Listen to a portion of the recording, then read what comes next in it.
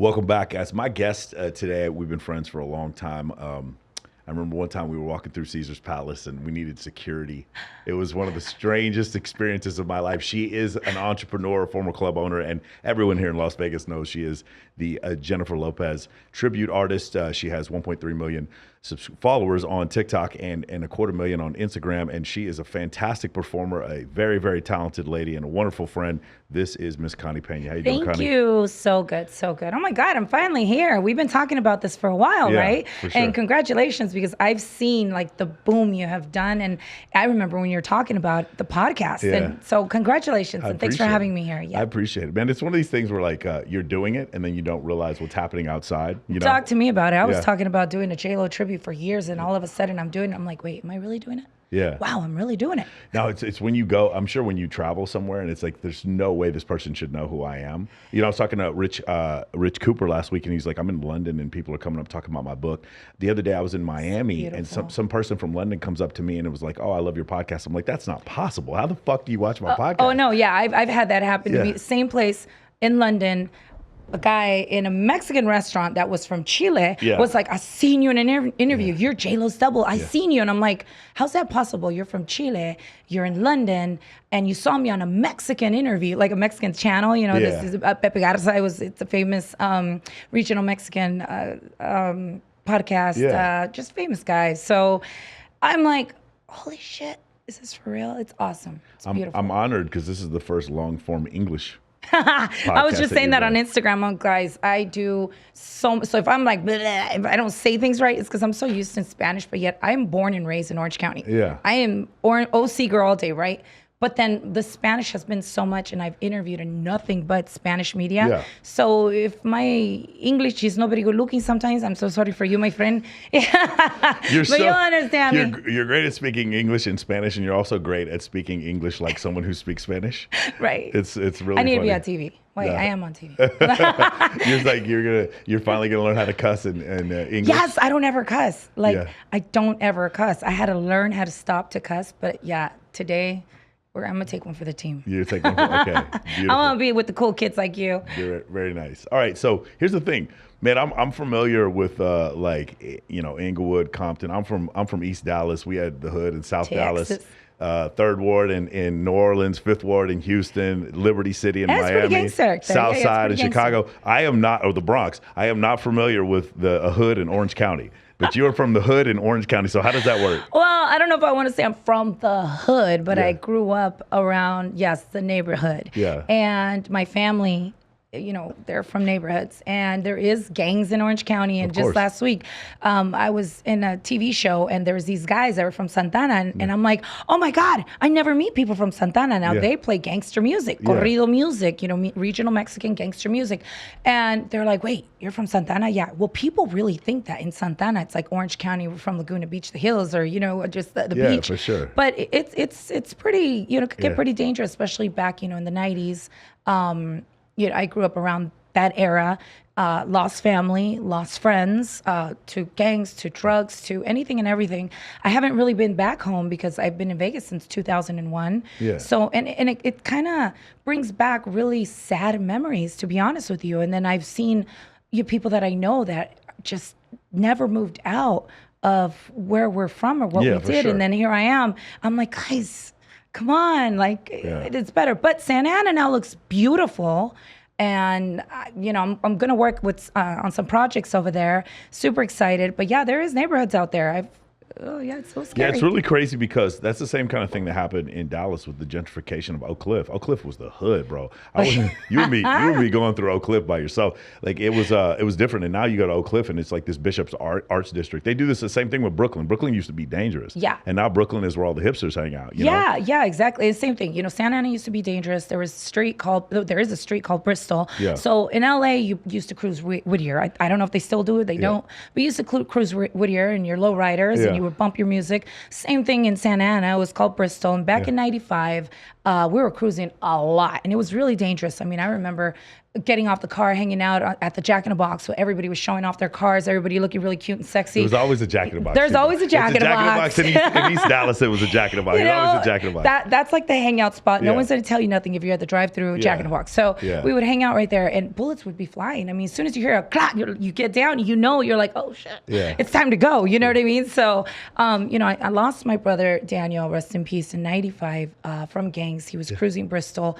At that time, I was 15 years old, and I didn't even know I was pregnant at the time with my son. So I have a son, started pretty damn young. And again, I grew up really fast. My mom was a single mom. My dad wasn't around.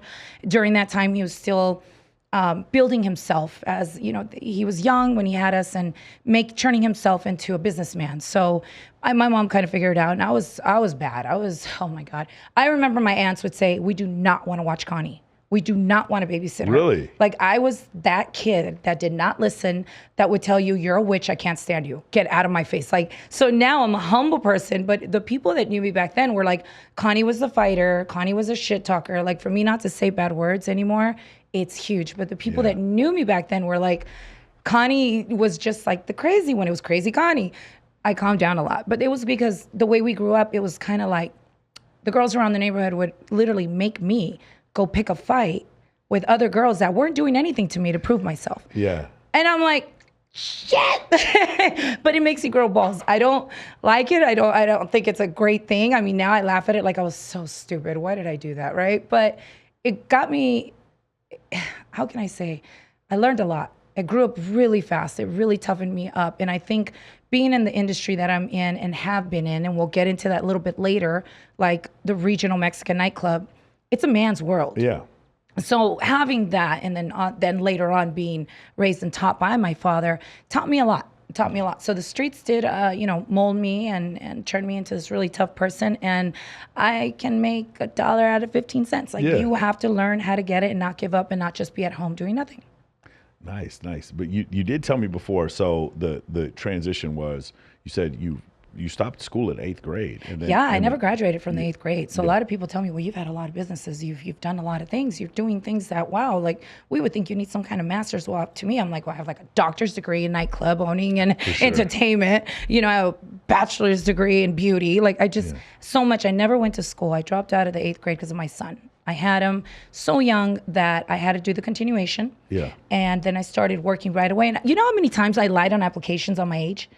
That I said, oh, I'm 18. Really, I was 16, 17, just trying to get ahead. I had to pay for rent. I had to find a place to stay at such a young age. My mom wasn't having it. She's like, you know what? You never listened to me. You're not going to listen to me. And here you are, pregnant with a kid. I'll give you 1 year to live under my roof, and you got to figure it out. And that's what I had to do. So I had to lie. And a couple times they found out that, my age wasn't the right age. And they're like, sorry, we have to let you go. Or I would say I had experience and I didn't. But I just wanted the job. I needed to feed this little boy. I had no other choice. Yeah, that's crazy. Yeah, I mean, you mentioned having to sleep in your car. Yeah, those were really tough times. Mom, I think I could actually say it now, but my mom is a very tough woman, and I wasn't getting along with my sister so well. She was younger, and I had my son was really little, and there was always a lot of problems and bickering and fights. And my mom was like, I'm not having this.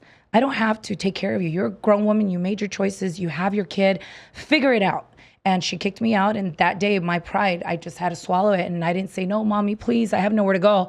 I grabbed my son, grabbed his car seat, jumped in my car.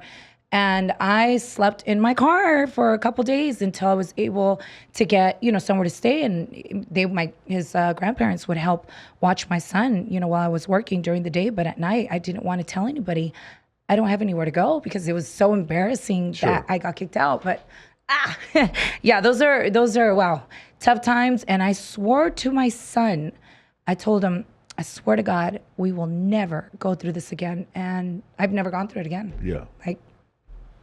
Wow, man, that's crazy. That's you're bringing some stuff out here. Yeah.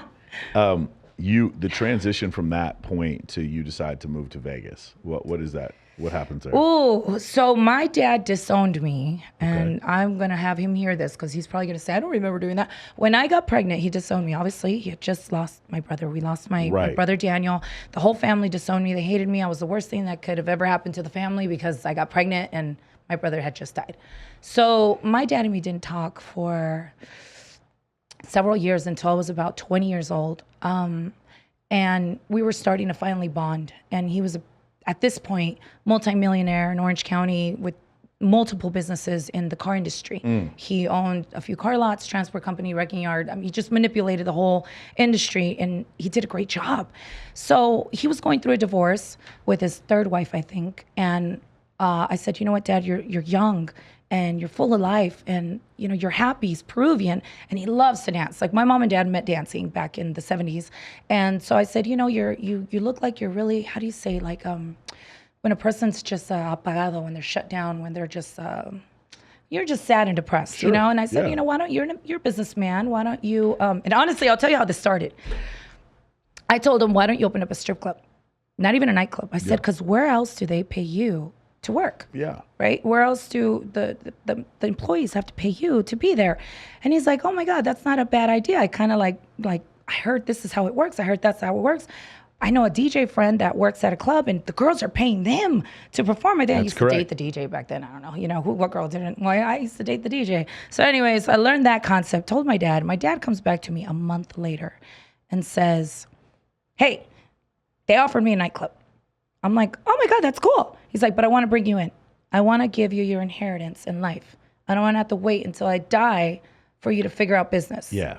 And he saw I was a hard worker. I mean, I just wouldn't ask my family for anything. I was, you know, single mom, always working really hard. And he's like, I want to show you business, but you're going to have to come to Vegas. And I'm like, what the hell am I going to do in Vegas? Like, I don't know anybody in Vegas. I hated Vegas. Honestly, it was like the desert. It was crazy. I remember coming once for 1999 New Year's. I was supposed to spend New Year's here. Couldn't handle it.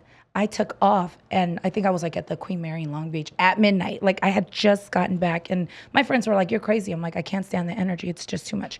Well, fast forward, I go to Vegas. We checked out the nightclub. He's like, I'm going to put it in your name. So you're going to have to apply for the liquor license, the business license, and you're going to have to figure it out really fast. And I really wanted this. Like, you know, when you really want something, you just don't sleep. I didn't want to sleep. I just didn't think, you know. And I spoke to my son's father at that time, and I said, listen, I need to be gone on the weekends, like Friday, Saturday, Sunday. I'll be back Monday to take care of Daniel. And we had a nice agreement for the first year, but then he made my life hell after that. And so, you know, I came to Vegas. We opened up this concept of, we didn't really even know where we were. And my dad's like, I want, you know, the premier international Latin nightclub.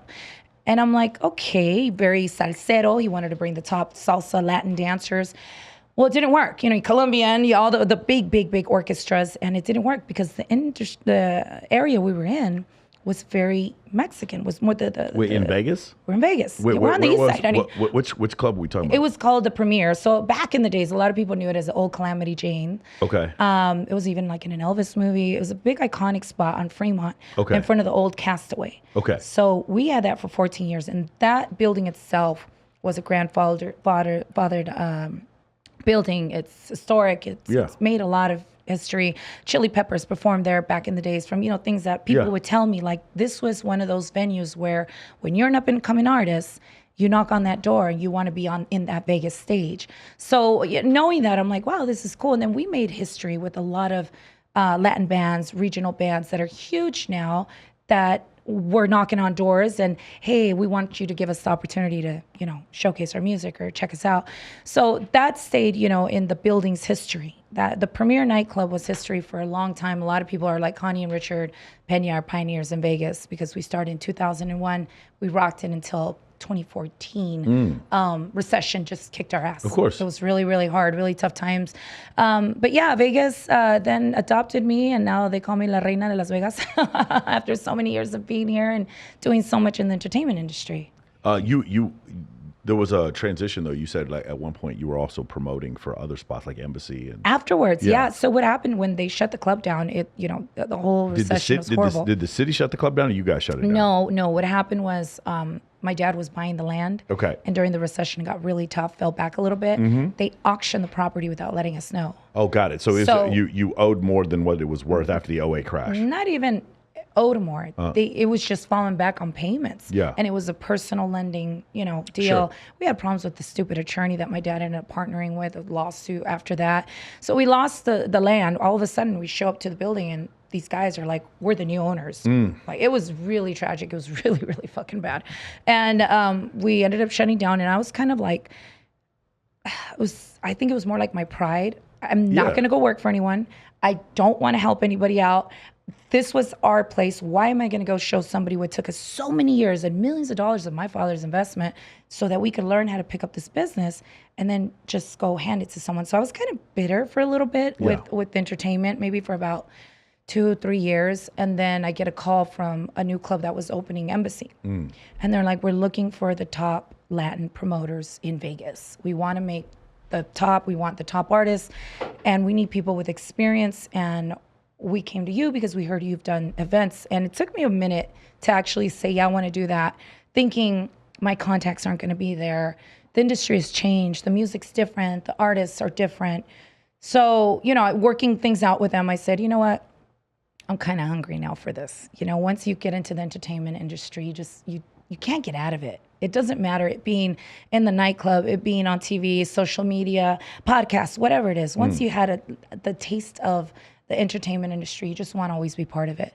So I said, okay, I'll do it. And I started bringing concerts there. I started doing regional Mexican. I actually brought Maluma there, Ivy Queen, a lot of Latin artists. And we did pretty well. Then I just came back to dedicating myself to my salon. Sure. I had a couple salons in town, and that did really good. I mean, it also gets really tiring, the nightclub industry. Do you have any crazy stories? I worked in a nightclub for 5 years, and I mean, it was just crazy fights in the back. But I was this in Austin, Texas, back in the 90s. Did you have any crazy Oh, we've stories? had fights. Yeah, There's been shootings. There was fights. This one guy was obviously, because the type of music, Michael, that we used to play and the bands that we would bring were really hardcore regional Mexican music. Sure. This is corridos. It's the Mexican rap. Yeah. So you would have cartels in there, tons of gangsters in there. You would have different parts of different cities in Mexico, Sinaloa, Michoacan, Nayarit. Like, you got to separate them and give them their respect, because they feud, but then they respect the club. Yeah. They do their business on the side, whatever. So I do remember one time we saw the videos. I ended up finding out this one guy apparently had ratted on somebody and he was getting followed. And in the cameras, it shows where the guy was following him and waiting for him to get out, shot him outside in the parking lot. But all this was documented on film. I'm like, we're not hiding nothing. The police came and took all of our cameras, and we're like, wow. I mean, that was something crazy, because after they did the investigation, then we find out how in depth it was. And I even got, my dad would get phone calls, we're going to kidnap your daughter. We're going to turn her into carnitas, into little chopped meat, whatever, unless you pay. There was a time where they were kidnapping. Sure. A lot of nightclub owners, business owners. One of my friends got held ransom in his own house after one of his events with his mom and dad. And so, crazy stuff like that. And then there's people that have met at our nightclub years later are like, oh, ni Don Richard. My dad is a Don. Everybody knows him as Don Richard, right? So Don Richard, we met at your club. He was married. I hooked up with him. He left his wife. That's the most Vegas shit I've ever heard. Yeah. We used to go to your place. He left his wife. Yeah, he left his wife, and now we have our kids, and now we're married. Or other people that are like, oh my God, my parents. Like, I feel so old when I say this. Even a dancer of mine, she's like 18 years old one time. She was like, my parents used to go there all the time, and they used to dance and party there before I was born. And they have stories, and they'll come to me and like, we met at your place and we used to party there every single weekend. I mean, there's just so many fun things, really cool things, and sad, scary things too that have happened that people don't see in the nightlife. And then women, I'm telling you, they were the biggest fighters. Yeah. Like, women always were the ones to set off the fights. Like, you would have some bosses in the place, like big hardcore guys, where you're like, Don't look at him. Don't talk to him wrong. Just serve him, take care of him, whatever they want. But then the girls would come and start fights. And I'm like, and guns and knives and bust bottles, and it was crazy. So, you know, you learn patience, because I'm from the streets, and I'm like, Lord, please don't let anybody tell me anything. If anybody comes up to me right now, I swear to God, I'm about to get crazy. So thank God we had enough security. I didn't have to get to that point. I was always the one like behind the bar, smiling, you know, at the door, counting the money, paying off the artists, signing the contracts. So I didn't have to get into that kind of drama, thank God. But yeah, things got pretty crazy. That's crazy, man. Yeah, I grew up in East Dallas. Good times. I grew up in East Dallas. On the west side, they would have the Tejano bars. Yeah. And it was like, but the funny thing is, they were making so much money, it was ridiculous. Oh, we were making cash money. Yeah. I mean, my thumbs would hurt. I mean, I would get carpal tunnel from counting so much money. Have you ever heard of that? Like carpal tunnel from counting money? Like, it's crazy. We would count so much money. It was cash money. And back then, when we first opened, we didn't have ATM machines. Yeah. We didn't have credit card machines. Then my dad put in an ATM machine, and he's like, oh my God, I can't keep up with this, you know? But no credit cards. Still no credit cards till probably the last good solid 4 years. But it was cash money. Yeah, it's crazy, man. Yeah, because the Tejano bars in they've been in like Northwest Side in Dallas. Mm-hmm. I would go there and they would have like dollar beers and they play Tejano music, and I would go in there and I'd be like, damn, I've never seen so many people in a nightclub in my entire life, because they're just so loyal. Oh, that's the thing. So you have hip hop clubs. You have the R&B clubs. You have so many different clubs. But I always tell people, if you're in the regional Mexican industry, they're loyal. Yeah. It's loyalty. It's every weekend. And let me tell you, the second they get their check, they will cash your check and they leave their entire check there. They don't care. They just want to drink and they want to party. And I'm like, oh my God, I feel so bad, but oh well, you know, what can I do? You know, nobody's putting a gun to their head. But yeah, it's a very loyal industry. And I think that's why Embassy sought me out. I think that's why other promoters in town or nightclub owners have like, hey, we need help with this. How do you do it? Because it's a formula. And if you follow that formula right, it's guaranteed success, but it takes a lot of research and a whole lot of marketing, like tons of marketing, old school marketing, posters. I would go at 1 a.m. with my group down Eastern, down all these streets, and put up posters, you know, on the corners. And I would go into restaurants, shake their hand. Hey, I'll give you some tickets. Do you mind if I put my posters up? A lot of people don't know that. And in the swap meets, can I drop off some flyers here? Can I drop off my posters here? But those were the best events, the most successful ones. I can just, in my mind, picture you at a swap meet looking like Jennifer Lopez. No, I didn't look like that back then. I would change my look. At a fucking swap meet, passing out posters. That's the most 90s shit I've ever heard by No, but life. it still goes on right now. Till this sure. day, actually, I just performed in Coachella in a big regional Mexican festival, right? Yeah. Thousands of people. And they took us, the CEO took us to have dinner. And I'm like, can you take us to a place that is supporting this event? Oh my God, yeah, it's mariscos, seafood. So we go to the place and they have the old school posters, there are flyers there. And I'm like, wow, I remember when my good old days when we used to do that. But it taught me marketing. And I use those tips and those tricks and everything that I learned back then on what I'm doing now. Yeah. I'm still shaking hands. I'm still dropping off my stickers, my posters, my flyers, my, you know, anything that has my name on it. So it really did help me. A lot of people are like, oh my God, you used to do that at 1 a.m. Like you're the one jumping off in those trucks and putting them up and taping them up. I'm like, yeah, but that was my school. Anyone who, you know, I don't recommend this for everyone because it's not for everyone, but having a good year or 2 years as a club promoter or doing something in nightlife, I really feel, especially for men, I think it calibrates them. They'll put them in a situation where they get over their fear of like talking to strangers. Yeah. And you start to understand like on a low level how marketing works. So yeah. I do recommend like it's not something I wouldn't recommend this for everyone, but if you get a chance to do that, when people are like, I want to move to Vegas, what should I do? And like, I'm thinking about being a club promoter. I'm like, you're not going to make a lot of money, but I promise you are going to learn incredible skills because you got to be on the grind all the time. This is something you don't learn in school. You don't shake hands like you do when you're out there on the street. You don't meet people. You have to break that fear. I've gone to different schools to speak, and I see them doing like, I don't know, they're having like a communication class. Sure. They're not communicating. I'm like, you get your ass on the street and you talk to people, you shake hands. Hey, nice to meet you. How are you? You start a conversation. That's communication skills. Not, Hi guys, so today I want to talk about the hell is that? Get the fuck out of here with that. Break the fear, break the mold, get out there, shake some hands. Who cares? What's the worst that people can tell you? Well, I think I'm the the most extroverted person I know until I meet Connie. Yes, yeah. And you know what? When I'm different in person as a female, I'm very shy and timid. But when it comes to business, I'm like beast mode. Yeah. I'm the closer, I'm the negotiator. I'm the one that's out there like, well, let's innovate. Let's see, let's think outside the box. What if we do it this way? What if we do it that way? What if you guys go ahead and do it this way? Because I always had to think of what are we going to do next that no one is doing and how are we going to do it? Because for, like you said, 2 years is usually what a nightclub runs for. We went 14 years. Yeah. And if it wasn't for the recession, we would still be here. For sure. Doing, our nightlife, having our nightclub. But it took a lot of energy and a lot of marketing. It's non-sleep. Like I've just met people that, I work Monday through Friday. Okay. Well, the nightclub's open Friday, Saturday, Sundays. So, I mean, I don't work Monday through Friday. Sorry, let me back it up. But Thursday, Friday, Saturday, Sundays, we're working, promoting. Hold on.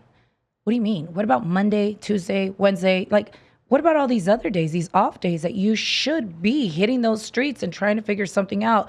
Oh, no, yeah, I'm with my family. I'm like, this ain't for you. Like that, and those are the people that don't stay in the industry for very long and that's something my dad taught me.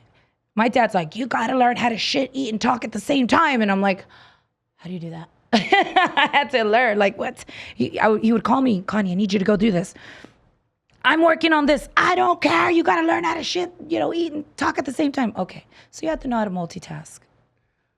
You got locked up one time because of the whole nightclub thing. What happened there? Yes, guys, I went to jail. This is an exclusive. No one's ever heard this one before. So owning a nightclub, you are the key employee. You hold all the licenses.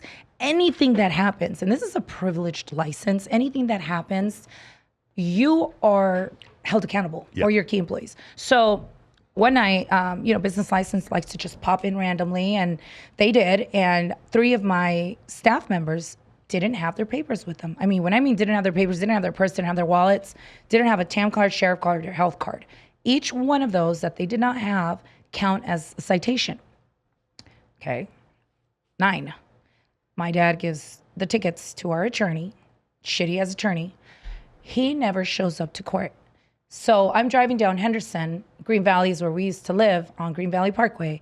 And going down the hill, there's always a police officer there because you're always speeding because it's downhill. So everyone's always getting pulled over there. Well, I get pulled over at I think it was 6 a.m. coming home from the club. And the officer was really nice.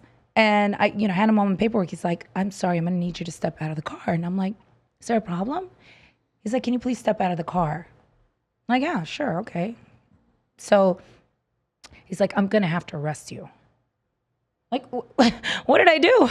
I was only speeding a little bit. Like, I'll pay for the ticket. And he's like, no, you have 9 warrants. You have 9 warrants out for your arrest. I'm like, no, you have the wrong person. You know what I mean? I'm like, no. Please look me up. My name's Connie Pena. I don't have any warrants. Like, I have a clean record. And he's like, no, ma'am. If this is your ID, this is your license, you have 9 warrants and I have to take you to jail. I'm so sorry. And I'm like, no, that's not even possible. And he's like, please don't resist arrest. And I know better. I own a freaking nightclub. Like, I have security. I know better. So, okay, I get in the cop car and I'm like, there's something wrong. I'm a business owner. I own a nightclub. And literally he stops the car as he's driving and he's like, you own a nightclub? I'm like, yes. Oh, that's what it's for. Because I guess it read differently. And he's like, have you ever had any citations in this business? And I'm like, yeah, but they're taken care of by my attorney. He's like, if you would have told me this before, I would have let you off with the warning. But now that I booked you, I have to take you in.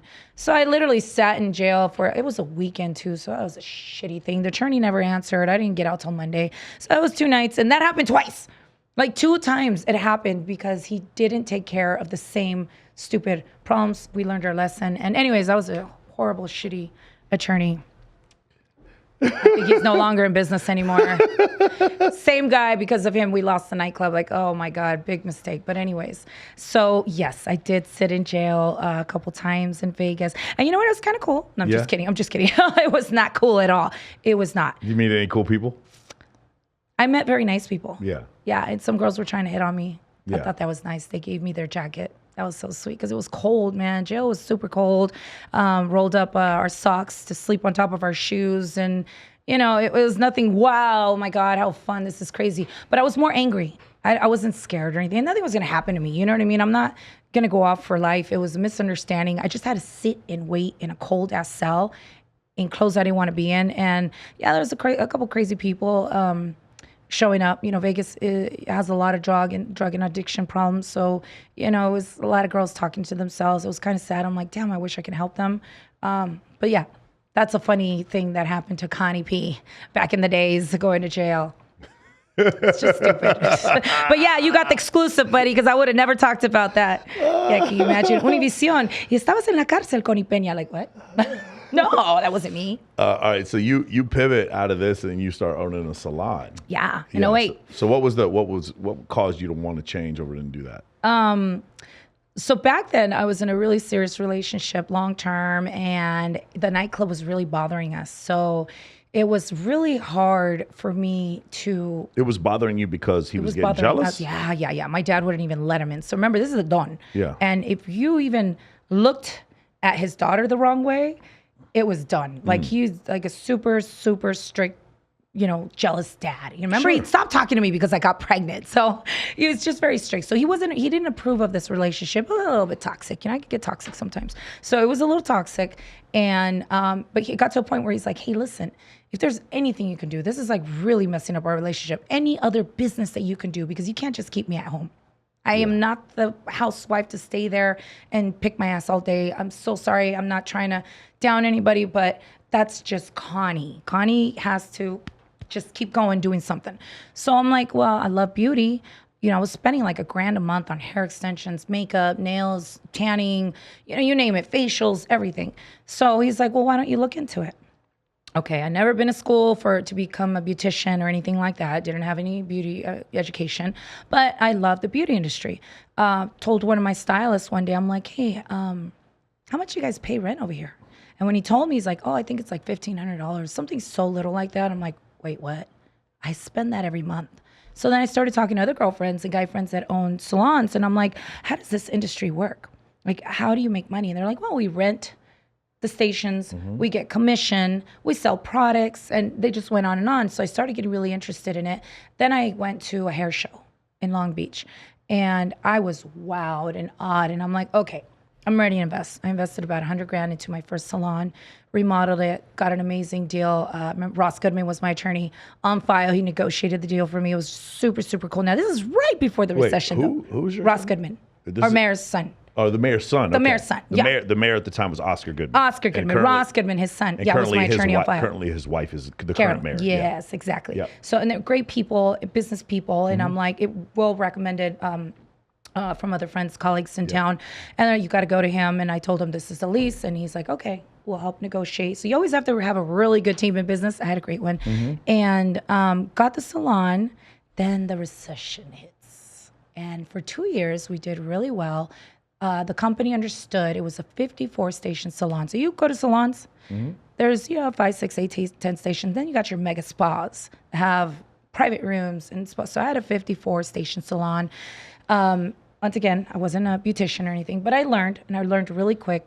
2 years later, I opened another salon. Then I got another salon, and it just kind of went like that. I love the industry so much, but within that first year of opening my salon, because of the contacts in the Latin entertainment, I got hired on as the lead hair and makeup coordinator for the Latin Grammys. So even though I didn't do the looks, I know how to coordinate. Mind you, I'm doing concerts, 7,000 to 8,000 capacity shows, rodeos. I'm doing all these concerts in town. So I have years of experience as an event coordinator. So the Grammys are like, what kind of experience do you have? I'm like, they said, can you coordinate about 100 people? I'm like, I can coordinate over thousands of people under an event, under my, supervision. So they're perfect. And you own a beauty industry. We need a key salon because the licensing, somebody that's licensed in town has to supervise these events, make sure nobody gets hurt, insurances, whatnot. So for 10 years, I worked for the Latin Grammys. And that was fun. And actually, that's where I started tapping into playing with my looks, playing with hair as J-Lo, because J-Lo, the look started back in 2000 and probably 2 is when people started saying, you look like the Selena, you look like P. Diddy's girlfriend, because her name wasn't really that strong quite yet. She was in The Money Train. I think that was like the first movie that she was in where you kind of saw her. Yeah, well, you kind of, and Mi Familia, she did Mi Familia. She did a couple more movies before, but Selena was the first one. Yeah. Selena was the true one. So that's why they would say, oh, you look like that Selena girl. You know, you look like, oh, P. Diddy's girlfriend. I would go to the fights, you know, and people would scream out, there goes P. Diddy's girlfriend. Oh my God, there goes Jennifer Lopez. So I'm like, wow, this is so cool. But no, or people would tell me, you kind of look like this person. Like, you know. Wait, can you talk about this? You will go to some show and stand up to go to the bathroom and they give you a standing ovation? Some show. It was the Latin billboards. Okay. I go to the Latin billboards in the Mandalay Bay, and J-Lo performed to El Anillo, Latin song, Spanish song, and 2 to 3 segments passed by. Yeah. I'm sitting on the 3rd row. I get up, and that day I was in my salon, and I told one of my stylists, I want to go J-Lo'd out, because I'm always trying to figure out what look to recreate. Sure. And that day I'm like, I want to go Made in Manhattan, you know, I want to go J-Lo'd out. So they did the glow, they did the hair, and I wore this really shiny, pretty dress. And I'm sitting on the 3rd row. I get up. First of all, I tell my friends, hey, oh, wait, before that, I had to get escorted in with police because too many people were saying, J-Lo? J-Lo? Because they knew she was going to be there. I was like, no, I'm not J-Lo. And that was the first experience I ever had, like massive experience ever. Police escorted me in, sat down with my friends, and I'm like, hey, does anyone need to use a restroom? Yeah. I got to go pee. And they're like, no, you go. Like, fuck you, bitch. Go by yourself. You know, I'm like, oh, okay. So I get up. I'm walking through the crowd, the 3rd row. All of a sudden, before I even hit the end of the row, because I'm in the middle of the row, I start seeing people screaming, J-Lo, J-Lo, J-Lo, J-Lo, J-Lo, J-Lo. And there's footage of this where everybody's standing up. And I'm getting a standing ovation. I thought J-Lo was like right there. So I'm looking around looking for J-Lo. Like, where is she? Like trying to find out where the hell is J-Lo, right? I want a picture with her. Oh my God, it's J-Lo.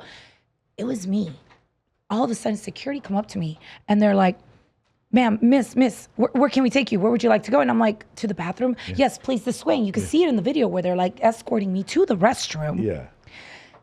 I get in the restroom. My girlfriends come screaming behind me and they're like, oh my God, did you just see what happened? Did you just see what happened? And I'm like, holy shit, was that for me? They're like, yes, people think you're J-Lo. Then girls were running into the bathroom. Jennifer's in here. And I'm like, oh, no, I'm not her. Like, I'm saying this. So I thought that was really cool. I come back out. I sit down, the show finishes. As I get up, trying to get out, everybody's trying to get out. I couldn't get out. They had to send security. We had to wait till the entire show was over. The entire Mandalay Bay was cleared out because they didn't want, I said, can you just please let me get out through the back? Can I just get out? I'm not going to be able to get in my car. And I'm parked in regular self-parking. I didn't even valet. So they said, no, you can't go through the back. That's only for artists. I'm like, someday I'll be here, watch. So I'm like, someday. So they escort me out through the front. We need 2 security. It was a whole entourage of 8 people. And the chaos after that was so crazy. I had people screaming at me, crying, shaking with their big Puerto Rican flags. J-Lo, we love you, we love you. It went so viral. I had TV, news, everybody was running towards me, wanting to get an exclusive. But mind you, I'm like in a bubble. I have all these people around me, so nobody's letting them get to me. I'm just trying to get out. So at this point, my girlfriend's like, don't even look up. Don't look at anyone. Just look down. So I'm like walking, trying to get out, walking with my head down so nobody sees me and thinks I'm J-Lo, and they kind of just forget. And they're telling you, it's not J-Lo, it's not J-Lo. Security's like, it's not J-Lo. People didn't care. This one girl was telling me, J-Lo, please, can I have a picture? I'm like, baby, I'm not J-Lo. Please, J-Lo, I won't say anything. I swear to God, please. And I'm like, babe, I'm not J-Lo. Don't say that, J-Lo. Please don't say that. Just give me a picture, please. I was like, oh my God, I'm like, okay. So we took a picture. It was really cool. It was awesome. It was beautiful, but it was scary. It was scary. It was massive. Hundreds of people around you. They're pulling you. They're screaming at you. Like, I could only imagine what she goes through. So to get to my car, I couldn't. I had to take a decoy. We had to jump into a limo, drive around the block, come back, and then get dropped off. Because people wouldn't, they just wouldn't move. They would not. Security got called in, even more security. And they're like, can you please help her get out of here? And I told them, I said, I told you guys should have let me in through the back. And they didn't listen. But that's happened multiple times. Like, I'll go to a meeting in Caesar's Palace and people will just bombard me, and I could be with no makeup, my hair up in a ponytail and just with some glasses, and I'll go, they'll go crazy, and security say, Miss Lopez, we weren't expecting you today. And I'm like, because I'm not Miss Lopez. I do need help. Can you please help me get out of here? You know, one time we did this prank, because I love to do like fun pranks, because people are always like, come on. This is the one on YouTube. Oh no, that was another one. When at the, what's the club outside the Wynn? Intrigue? Excess? It was Intrigue. Yes, Intrigue. It was Intrigue. They said, we want you to show up, and we're going to prank our security. Yeah. So it was on them. You know, I'm not doing it. They're asking me if I can do it. And then we also did it at Sapphires. Yeah. Strippers were all over me, man. They're like, Jennifer, I love you. I was like, you guys are assholes. You need to tell these girls that again, in Hustler, the movie I just came out to. So we go to Intrigue, and the security really thought, and they told me you can't talk to her. One of the security in the elevator were like, oh, I'm so-and-so's friend. He worked for you last time. And I'm like, he's like, oh, I forgot. I'm not supposed to talk to you, right? And I'm like, no, it's okay. I'm like, but sorry, I don't know who you're talking about. Because I'm not J-Lo, right? So I'm being honest, but they want me to prank them. Yeah. And then he's like, no, well, it's an honor working for you right now. I can't wait to tell my buddy. Like, he's telling me all these things when it happened, how I had showed up with, and he name dropped some artists that J-Lo had showed up with. Yeah. And, you know, we get into the club. The VIP host was like, that table next to you, they really thought it was J-Lo. We didn't say, because they didn't say it's J-Lo. They just say, look who we have here. Yeah. And that's it. And I'm swarmed with security. They're all blocking my VIP area. He's like, we just sold that bottle for $5,000. I'm like, that's great marketing skills, man. I like that. You know, you don't say it is. You don't say it's not. It is what it is. And they sold their table. So then they're like, let's go to Sapphires.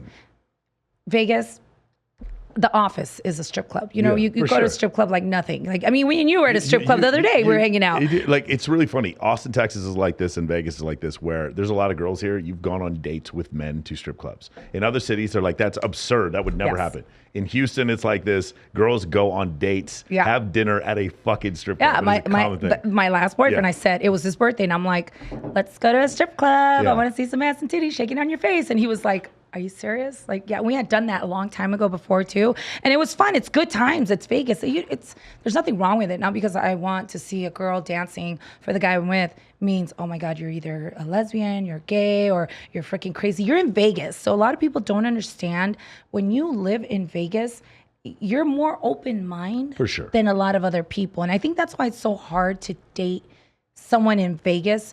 Or, you know, it's really complicated. You know that. Like, it's super hard. We're going to talk about that at the end. Oh, shit. Yeah. Okay, well, it's hard. So, yeah, that happened to me. That was fun and good times. So we pranked on the strip, too. It just walked in. If I work with two securities or even just a guy taking a picture, a selfie of me, right away people are going to think it's J-Lo. How did you and I end up at that diner, that 24-hour diner at Caesars one time? I was sitting there eating with you, and then that was a promoter conference. Okay. For the Regional Mexican. Yeah. It was there was a conference over there, and there saw all the people that were there. That was the time that I had to get escorted through the back. Yeah, no, I remember we were walking around, and you had sunglasses on, and I was watching these people like stop in the circular the main part of registration at Caesar's Palace. There's a it's a restaurant right there. You and I ate there, and then we left. Yeah. And I just remember thinking we gotta get security because this is like dangerous. Yeah, it's dangerous. No, it can get dangerous, trust me. And I never know who's following me, who's behind me. Somebody always has to be around because they think it's J-Lo. And especially like, for example, when they want to prank in Mexico.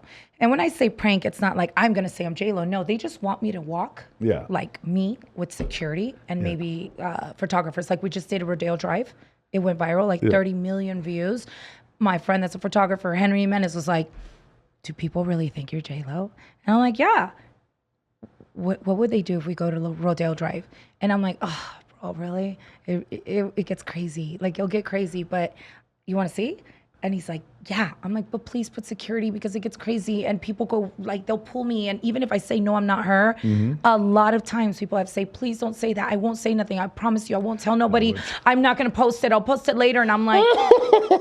I won't say nothing. I won't say nothing. I won't say nothing. I won't say nothing. Please, let me just have a picture. So he had two security, and he's a photographer.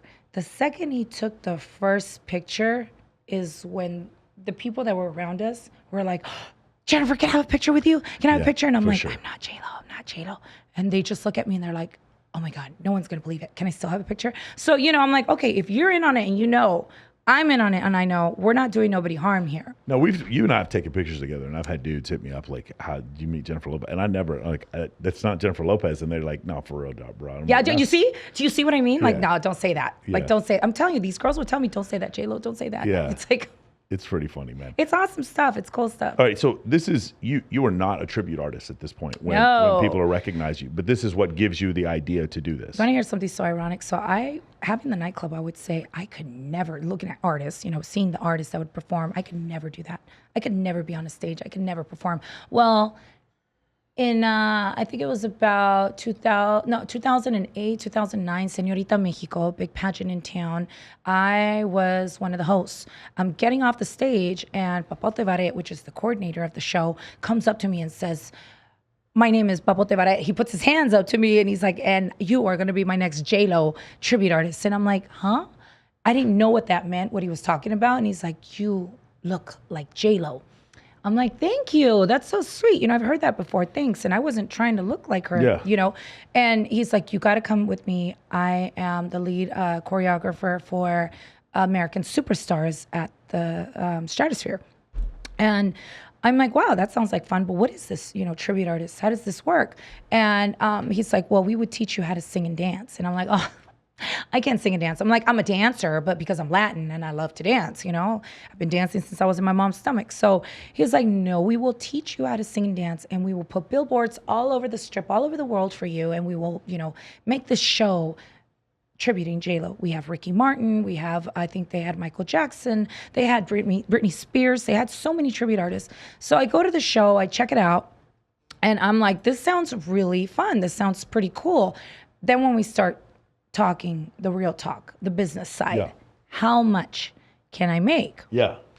And when they told me, I was like, honestly, I made that on one hair client doing extensions. Right. Okay, so it wasn't enough. Because you told me initially that they had approached you about that, so that's the reason why. Yeah, you didn't so take that that's the opportunity. main reason. I was pregnant with my daughter Gia, and I said, let me revisit this someday. But they planted that seed in my head. They planted that thought of how this would work. So, and I didn't really consider myself being an artist anyways back then. It was more of, I'm the one that brings the artists. I like to make the artists. I like to put the artists on stage. I promote the artists. I market the artists. So I was more management back then. I didn't consider myself ever an artist. We talked about this last night.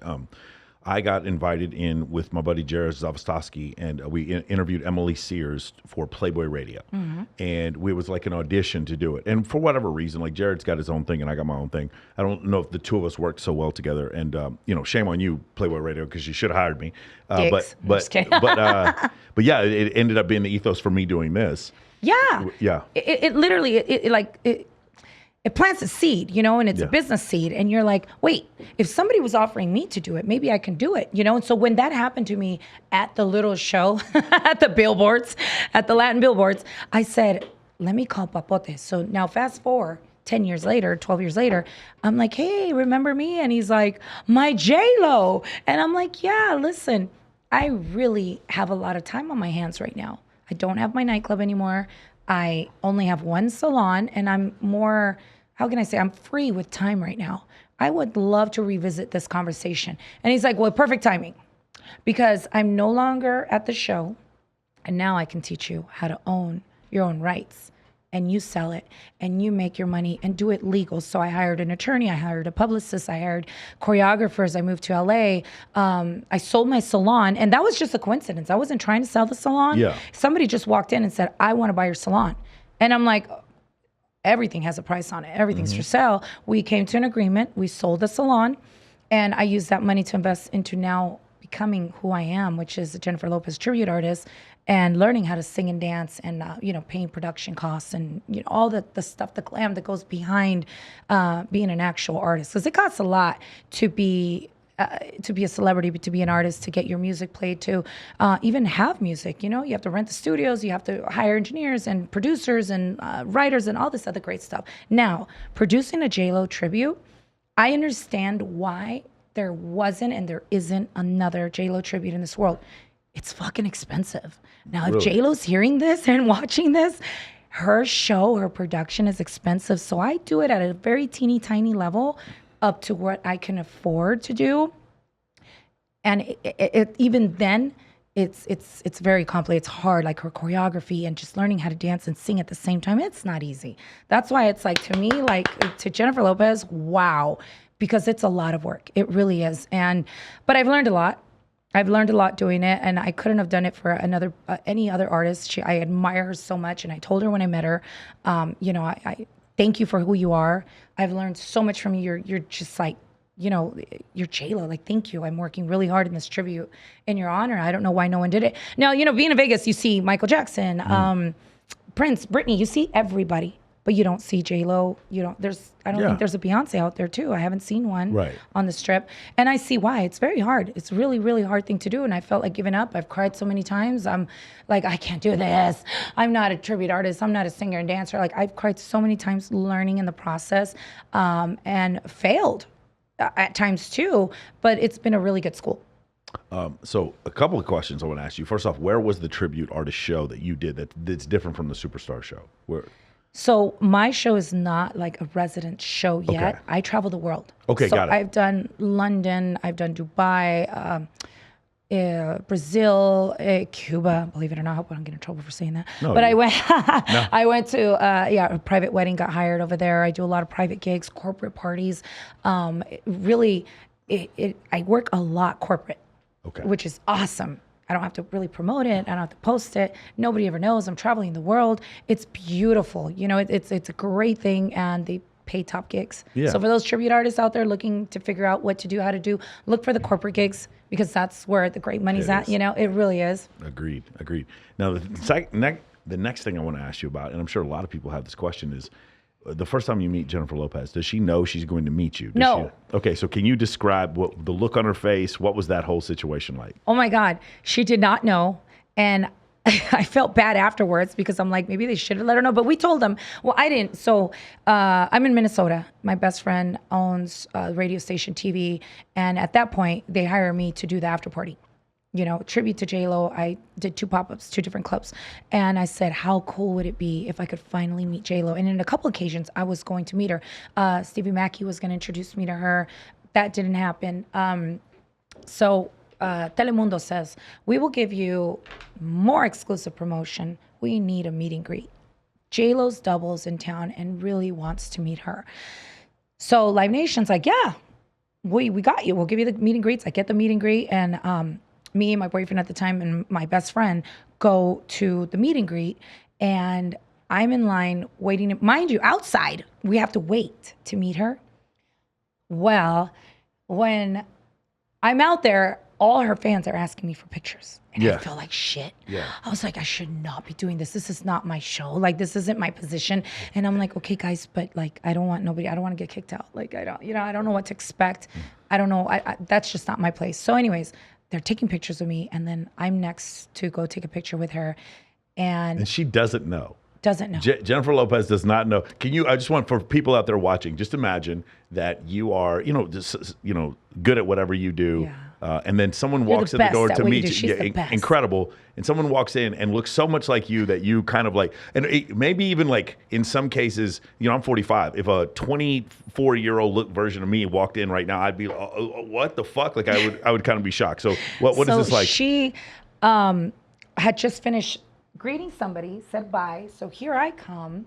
And I show up and I'm like, hi. She's like, hi, nice to meet you. I'm Connie Pena. I'm your tribute artist. Or I think I said I'm your double or something like that. I don't remember exactly the words I used. And she's like, wait, what? You are? Like, wait, what?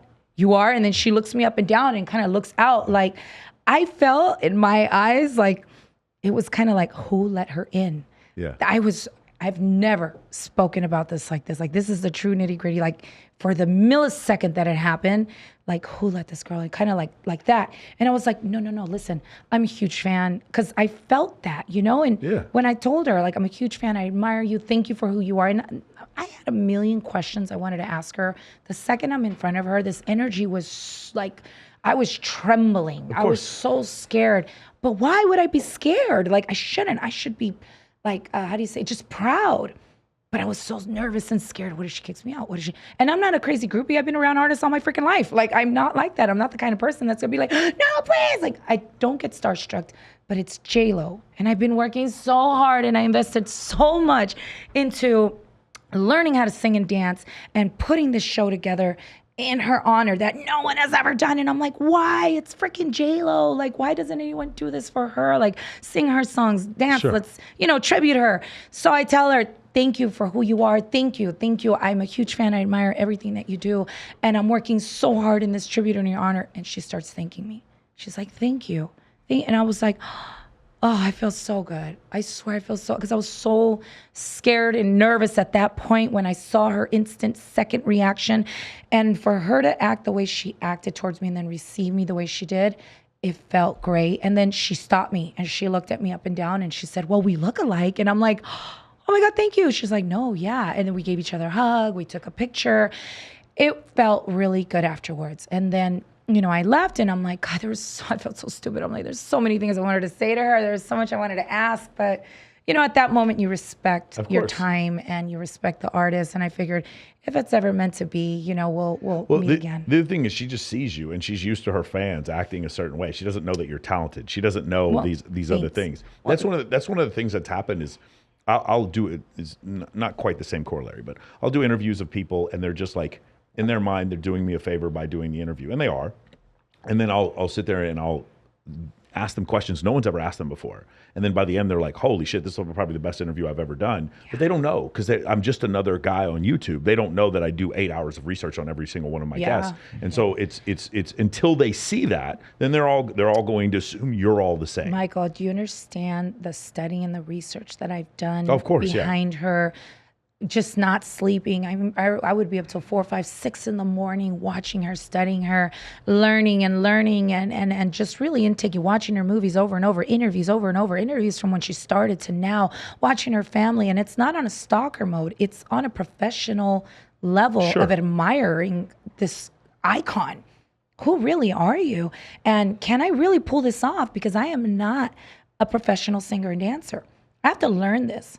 And if I'm going to do something, I'm going to do it with a lot of respect and I'm going to do it right and invest a lot of money. So that's food off of my plate. Now, mind you, I'm a single mom. I'm the one that pays the bills, the roof, the food, everything for my mother and my 73-year-old mother and my daughter, Gia. If I fail, they pay the price. So I can't afford to fail. That's not even an option. I can't afford to give up, even though I've thought of it like, oh, I want to give up. So many, even Jimmy Fallon, I did a show. I wanted to give up so bad. It was so hard. It was so complicated. And I'm like, I'm not this. I'm not J-Lo. I can't do this. So many times. But at the end of the day, I'm my own cheerleader. That's why I like telling a lot of women, you have to tell yourself, get up, go to the gym, get up, work, get up, get it. You have to tell yourself in the morning, I have to tell myself, Connie, get up. Don't eat that. Go to the gym. Go do this. Learn how to sing. Learn how to dance. Do the vocal training. It hurts. Your body hurts. I've had whiplash from just doing hair whips in J-Lo's tributes where I whiplash. The Super Bowl that she just did with Shakira? Yeah. That famous hair whip thing, that dun, dun, dun, dun, the J Balvin part. I had whiplash for a week. I had to see a chiropractor. So many things, and because I'm probably not properly doing it, and I don't have the months of training that she does, I have to do it within like a week or two. Yeah. Which is, it's crazy, but I love it. I really do, and I feel proud of what I do. In the beginning, I didn't tell my father what I was doing for a whole year. I didn't tell him. I didn't tell anybody.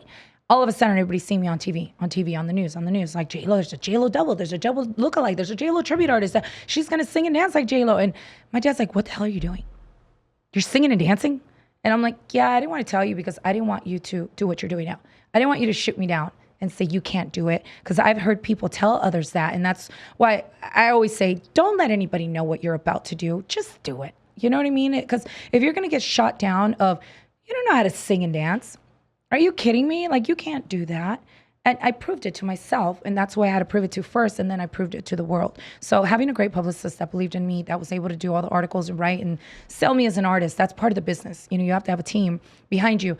And I'm just always constantly practicing and trying to learn how to do more and more different things and then better myself. Now as an independent artist, now that I have the school, and that also took a turn, like you said about Playboy Radio. You're like, well, I didn't know I was gonna have my own show.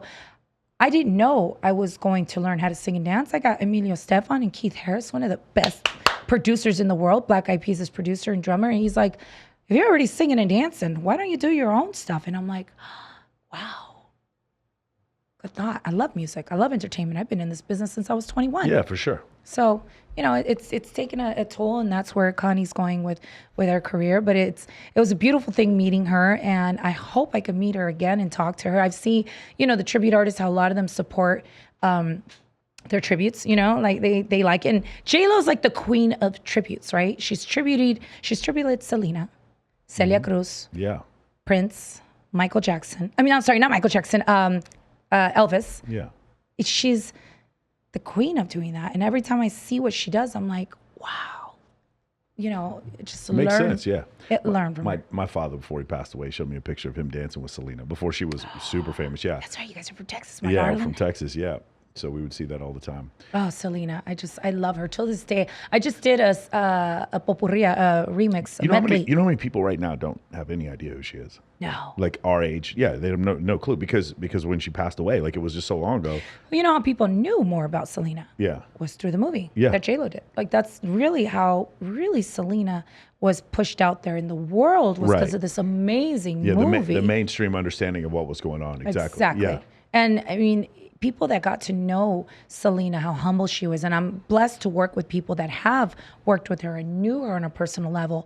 And they're like, she was just so humble. She was just so happy and she was just full of energy. And I'm like, wow, what a beautiful artist. Like, Can you imagine, like Shakira was kind of this, she was a regional Latin artist, she's Colombian, and then grew to be this mainstream thing. Shakira, she was a rocker. Yeah, Shakira. She was very like Alanis Morissette. Well, Shakira would be doing Super Bowl halftime shows. That's what I'm saying. If she was still alive today, I think Selena. she'd be. Yeah, Selena. Selena, Sorry. yeah. Selena. If Selena was still alive today, I think she'd be doing Super Bowl halftime I think shows. so. I think she so. would. She was crossing over. Yeah, She was crossing exactly over to what I mean, mainstream, yeah. and that was huge for us Latin artists, for our our industry, that we have somebody like Selena, like Gloria Estefan, like like Jennifer Lopez. Shakira, that have crossed over into mainstream. It's huge. Can you talk about some of the cool appearances? You talk about Jimmy Fallon, some other cool appearances that you've done. Yeah, it was cool and it was scary. I've turned down quite a few shows because they want to do competitions. Like, oh, we want you to compete with this. And I'm like, I'm not going to make a fool out of the person I'm tributing. I'm not going to make a fool at J-Lo, you know what I mean? So when, I remember this production was calling me for like a month and they kept saying, we want you to audition, We really want the J-Lo on the show. It's going to be huge. It's going to be on ETV. And they wouldn't say it was your Jimmy Fallon though. They just kept saying it's huge production behind it. I'm like, guys, thank you, but I don't compete. I'm the only one out there already. Like I don't want to fail. Of course. And then look bad. I'm sorry to say, and I think I have that option. I don't think that's the problem. I think the problem is you'd be embarrassing other people. No, well, thank you, but no, I felt, but that's what Connie felt like. What was going through Connie's. You put more work into this than anybody else. You're going. I put a lot of work, and yeah.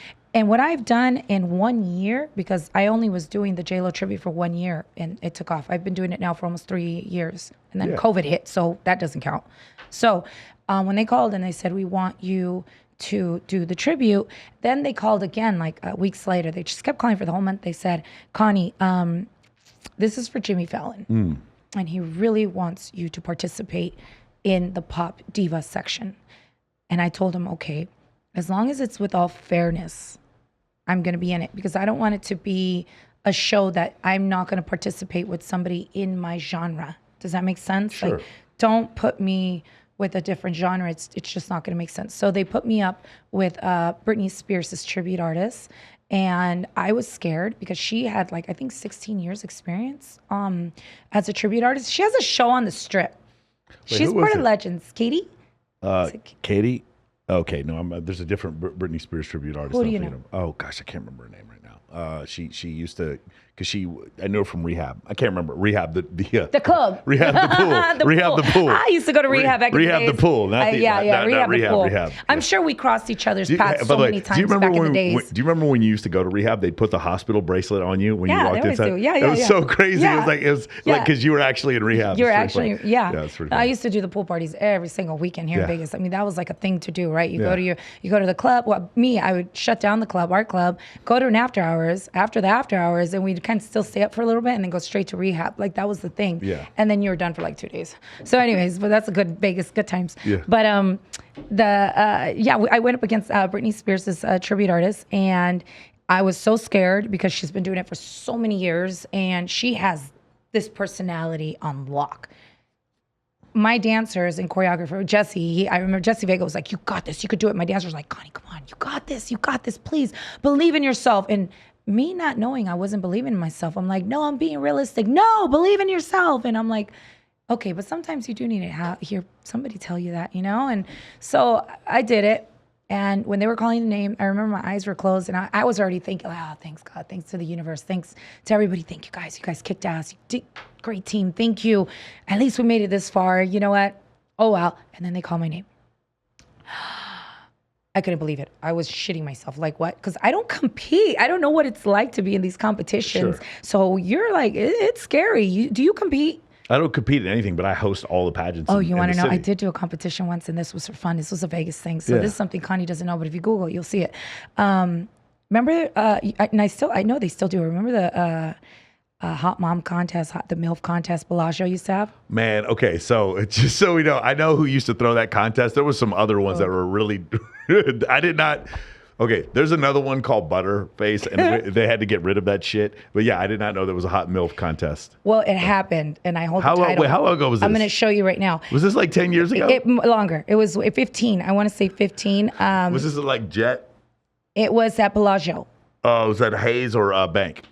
Bank. It was at Bank, yes. Man, we used to have, before I moved here, there was some politically incorrect contests. I was such a little girl. I was so skinny. My makeup was horrible. Crap. And that's you with the Sean. not Merriman. Yeah, with Shawnee. So my friend, it was Mother's Day. Yeah. And one of my girlfriends was like, Connie, you need to enter this beauty contest. I was like, I don't do beauty contests. We could never get away with this right now. In a million years, we could never get away with this. We could barely. This is real shit. This is Vegas before, shit. like we're barely hanging on to these bikini competitions. I'm telling you. Yeah, but back then they were big, and I'm like, how? No, they're still big. I'm saying that the culture today, if you had a MILF competition, people would not be happy. That's all I'm saying. You know what I'm saying? I don't know. It was fun. It was a lot of girls that were competing, and I didn't want to do it, and I don't compete, and I just thought, like, I hope I don't run into anybody that knows me like she owns a nightclub and she's competing in it. So I could talk about it now because I don't give a shit, So I won anyway. But anyways, it was a $5,000 competition. Yeah. And back then I'm like, there's no way. What do you have to do? I'm not going to shake my ass, and I ain't going to take anything off. I don't need to do all that, And my friend's like, no, you just got to stand there and look good. Like, just look pretty. You look great. You look cute. And I'm like, are you sure that? And she's like, yeah, and I'll help you. So she went with me, and literally she was going table to table. We were going table to table. Hey, nice to meet you. I'm Connie. I'm going to join this competition. Oh, we'll root for you. I went to, I don't know how, guys, I don't know how many hands I shook that night. I don't know how many tables I went to that night, just saying, hi, nice to meet you. Nice to meet you. Again, the promoter in me made some friends. I went there with just one girlfriend. Got on that stage. I think there was like 30 or 35 girls. Held my number, and I won. $5,000, just like that, for standing there looking so nice and hot and sexy, whatever. I didn't even have to, back then there was no twerking, but I didn't have to twerk. I didn't have to shake my ass. I didn't have to take off my clothes, and girls were doing it. They were like lifting up their dresses and taking off their stuff, and I'm like, I'm not gonna do that. But you know what? Again, marketing, I was promoting, I was shaking hands, meeting the right people, making friends, getting the support, and they supported me. So now I can talk about it. But yeah, I hold the title for the MILF contest in Vegas. I'm the hottest MILF in Vegas. I can't even imagine if somebody tried to do that today. We get canceled so quick. We get canceled so quick. We had a MILF. Yeah, I know. That's hilarious, right? Oh, now we just made Vegas news. Oh my God. But I mean, it's on Google, so who cares? You Google it, Connie Pena MILF, it pops up. That's amazing. All right, so now at this point, you do all these appearances. You're traveling around. You're doing this, and during COVID. Oh, you start on TikTok, you get up to like 1.3 million followers very quickly. During COVID, I didn't know what the hell I was going to do because, mind you, I just sold my salon that year, and I dedicated a whole year of learning how to sing and dance. I had just had my first showcase as J-Lo's tribute artist, my first time ever saying, there's going to be a show, who wants to buy it? So I did a showcase. A week later, shut down. Yeah. So I'm like, oh my God, what am I going to do now?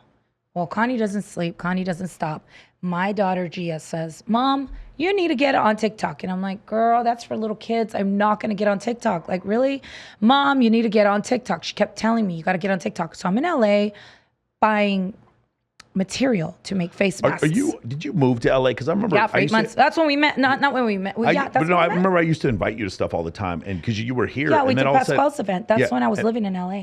And then after a while, I would invite you, and you were always in LA. Yeah. So I didn't realize. Well, that's when I was learning how to sing and dance. Yeah. I was like doing choreography 5 days a week, about 48 hours a day, 4 to 8, in recording studios, recording music, learning, how to get that voice out. So I had to move out there, meeting the right people, interviewing, doing all that stuff. So when I lived out there, that's when we were in the parties in the scene, the Hollywood scene. So I decided to get on TikTok, and it started going viral. Within 5 months, I had over 1 million followers. I had 1.3 million followers in 5 months, and now networks are calling me. You're one of the hottest sensations on TikTok right now. J-Lo's Double is doing it. And I started getting a lot of brand endorsements.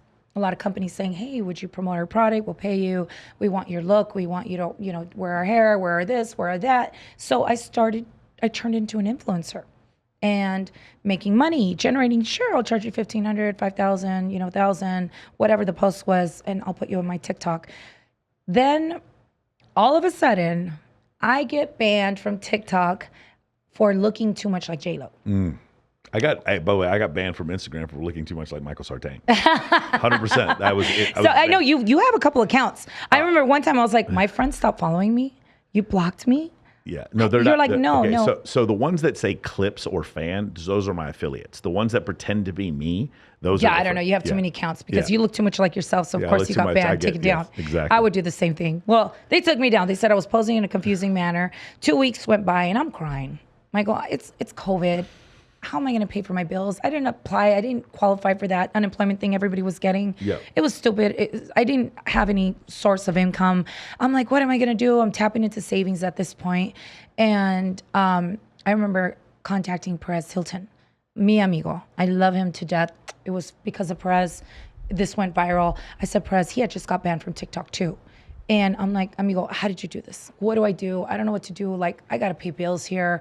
And now because I don't have a TikTok account, I don't have the millions of followers, my accounts are dropping me. They're saying you can no longer. Yeah, I've seen that happen. Yeah, you can't, you no longer could promote us, so there's no contract. We shouldn't have to pay you. Yeah. So he's like, Connie, I would plea. I would literally go out there on your social media and tell everybody what's going on. And I'm like, how embarrassing. I can't ask for help. Like, those are things that you just don't do. I'm not used to asking for things, And so I did. I listened to him and I'm so glad I did. And of course, like, guys, if you need advice from Perez Hilton, you need to ask him because he's so smart.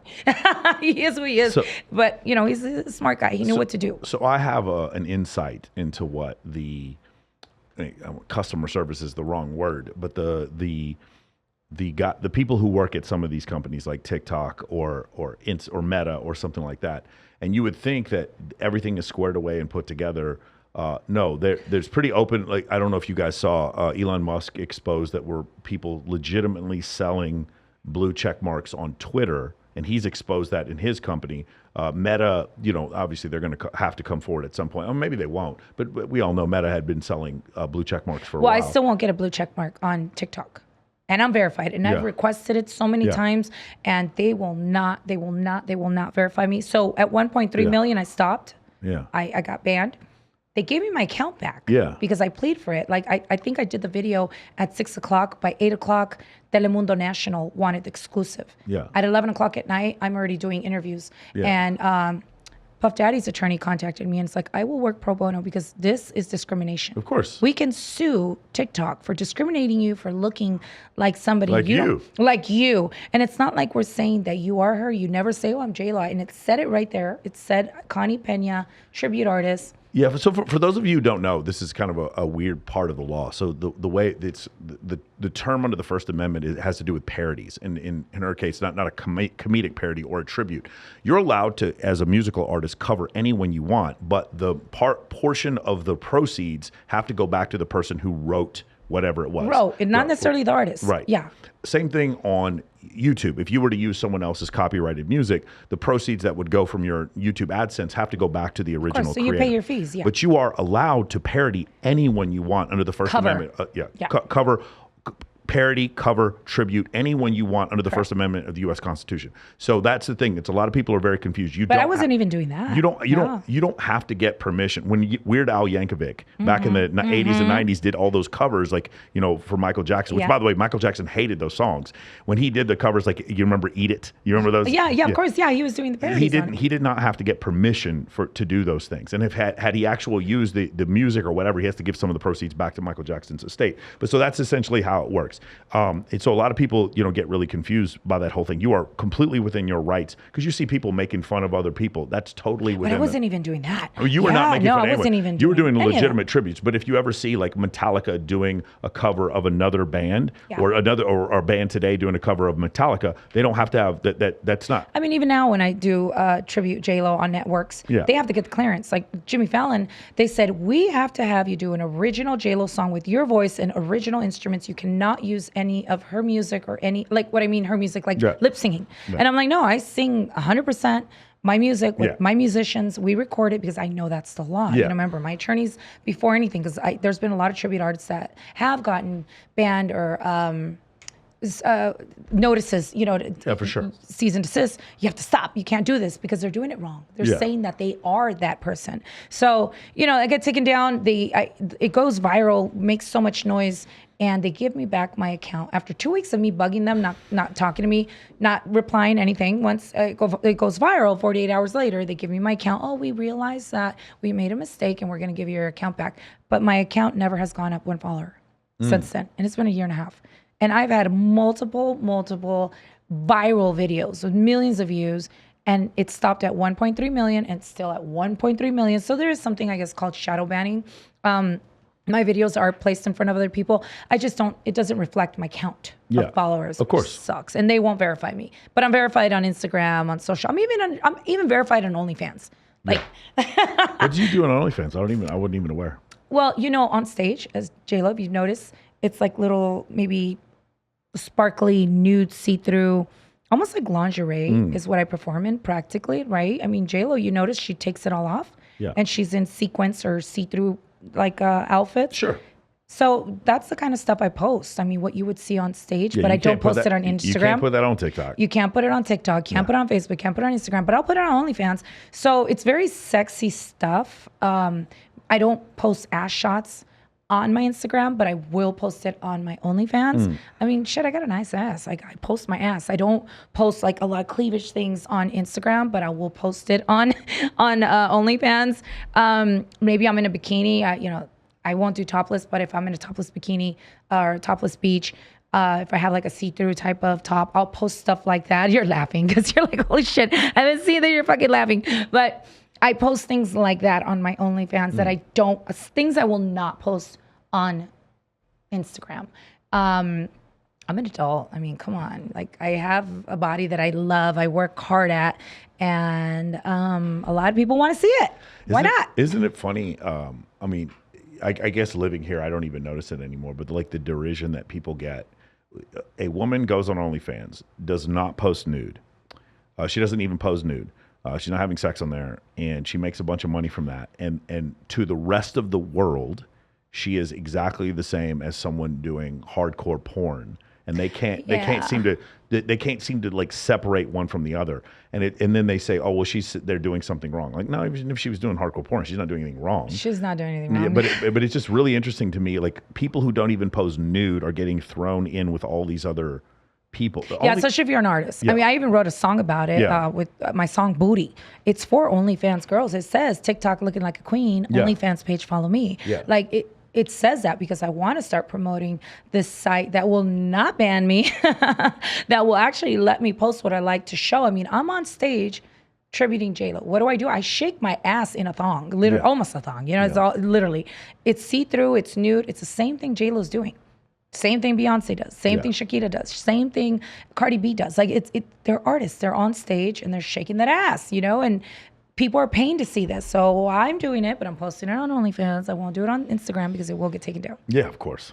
Can we talk about this? So you break off as your own artist. So now at this point, you said you spent like $100,000 learning to sing and dance, and then you want to do your own original titles. Right, because now I have, Emilio Stefan that's mentoring, telling me, giving me these tips. And I have Keith Harris that's like believing in me. And that's the main important thing. I don't even think I believed in myself. I don't think if it wasn't for Keith Harris saying, you could do this, let me record you. And I was nervous as hell. And I don't think I've ever told him, when you're in the booth and you're recording and Keith says, okay, when Michael Jackson was in the booth and I told him to do, he was doing this, I froze. I was like, he just said Michael Jackson was here. Oh my God. I was so nervous. And I'm like, you should have just said somebody else that I didn't know who it was. So he really broke the ice of Connie believing in Connie. Sure. And I started recording my own music and I noticed people liked it. And I could perform to it and I can be me and not, it's easy for you to sing your style. But now you try to sing like someone else and act like someone else and dance like someone else.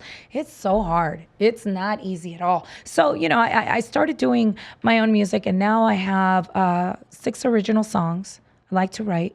I'm collaborating with other artists. I'm in a genre that's fairly new called regional urbano. So it is the regional Mexican feel, but it's urban. It's your reggaeton. I do a lot of cumbias too, but with a new feel to it. More urban, an urban feel, because that's what I know and that's what I like to do too, the urban music and just dancing, a lot of instruments, and it's a fusion of regional with the urban. Nice. Beautiful. I love it. Yes. It's a lot of fun. I love it. And I little by little, I'm breaking away from the tribute world to be more of an original artist. And I know, J-Lo did Selena. She had to break away from that. Oh, that's the Selena, and she became Jennifer Lopez. She's doing such a great job. But still to this day, I don't know if you've been to her. Have you been to her concerts? No. No? Well, she tributes Selena in her concerts. Of course, yeah. And it's a beautiful thing. So even in my shows as Connie, I'll still do, a mix, a medley of J-Lo songs. And people love it. They love it because that's how I started, and I really, really, really love her music. I mean, I can't lie. Can you talk about when you start performing as her? Because it's one thing to look like her, it's another thing to start performing. Do you have is there stage fright involved? Is there something you have to get over? You know what? No, because I'm not shy. I love the mic. I love the stage. I love cameras. I don't have stage fright. I get more nervous when I don't know the song or the steps. That's where I kind of freeze up.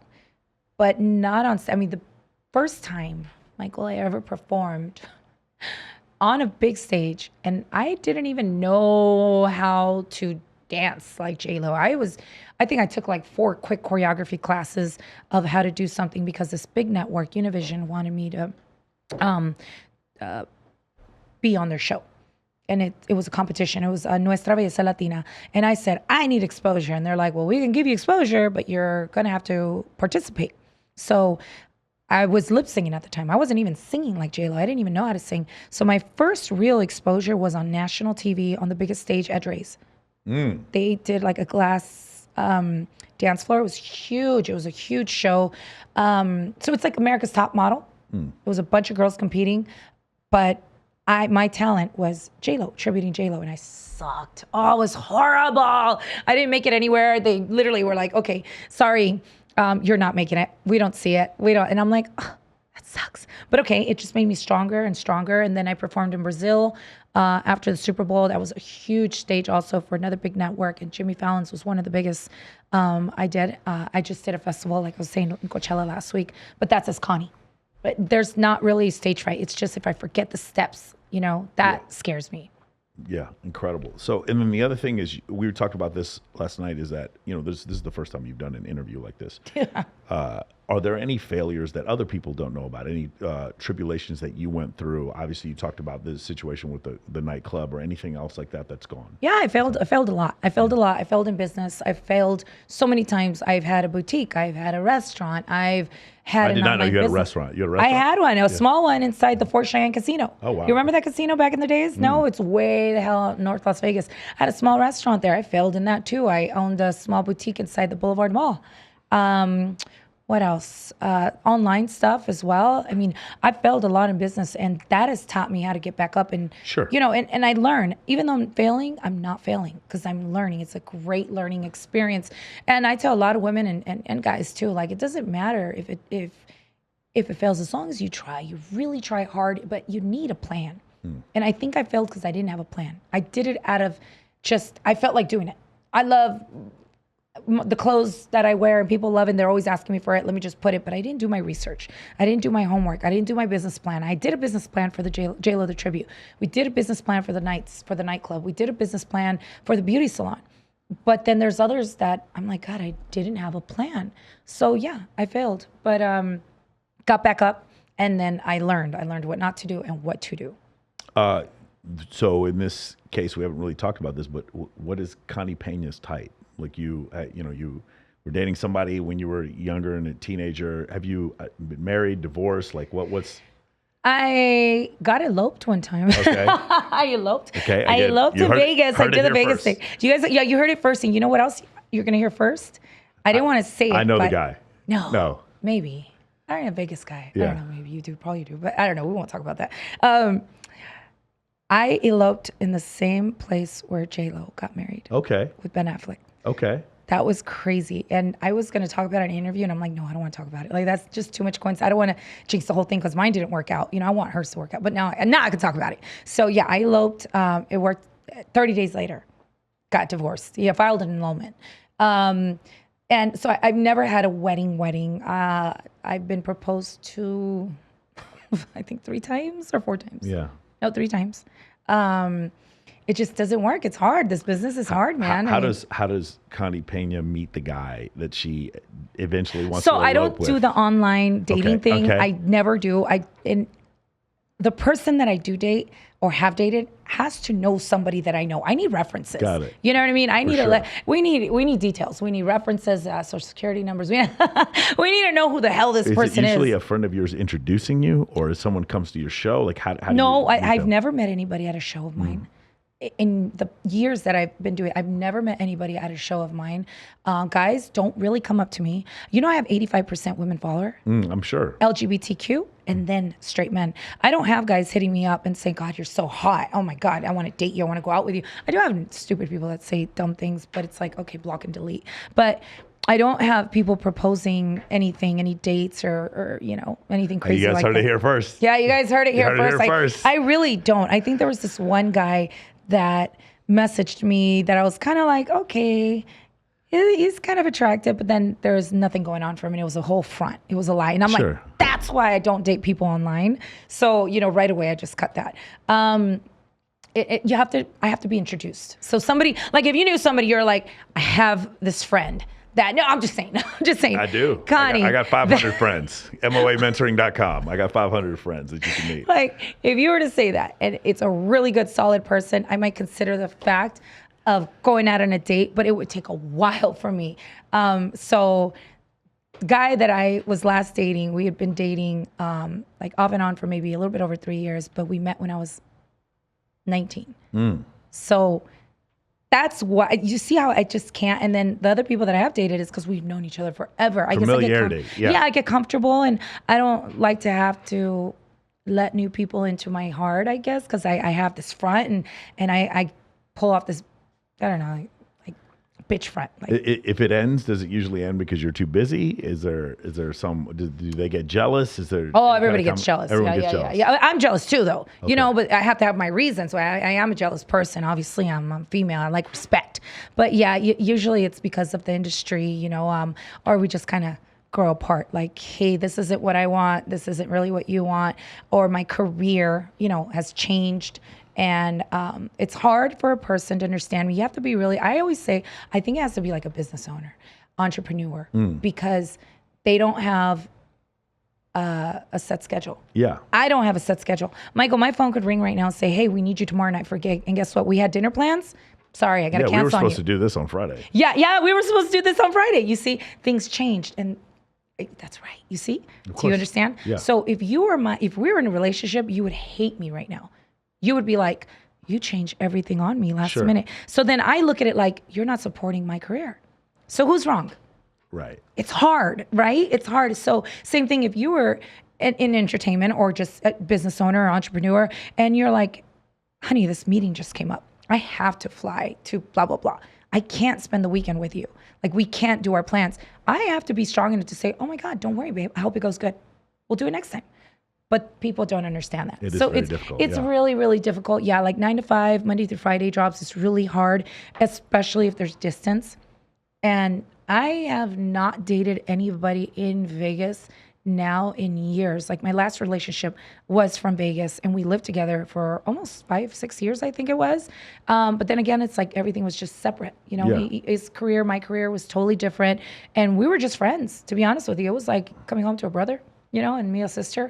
Until this day, we're really good friends, but it just didn't work out. And I don't like fighting and arguing. I hate that. I can't stand it. I think I did so much of that in my life growing up and fighting and struggling that I just don't have time for that. When you're in a relationship, do you insist on monogamy, or do you say, because of the situation in my lifestyle, that I do my thing and you do your thing?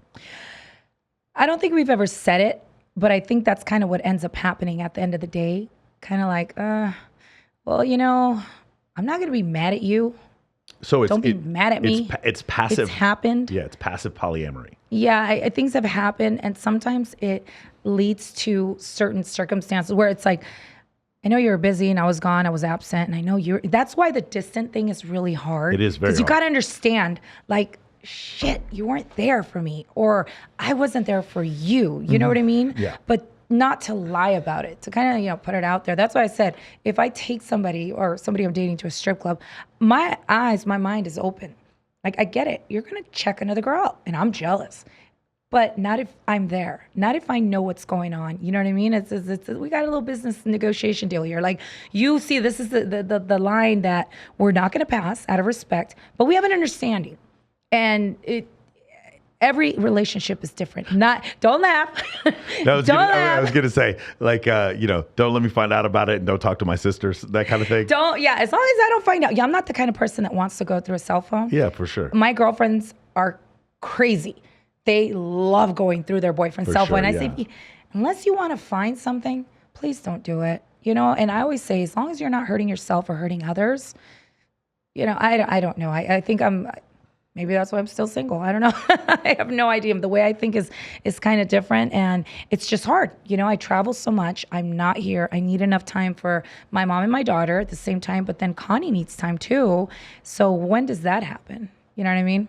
That's where Connie says, I need to come to like negotiation terms. Like, okay, I know I'm not going to be able to see you all the time, so I guess I got to kind of give, and I know we don't live together. So if you need your space, I totally understand it. But when you do have time for me, just really love me for that time.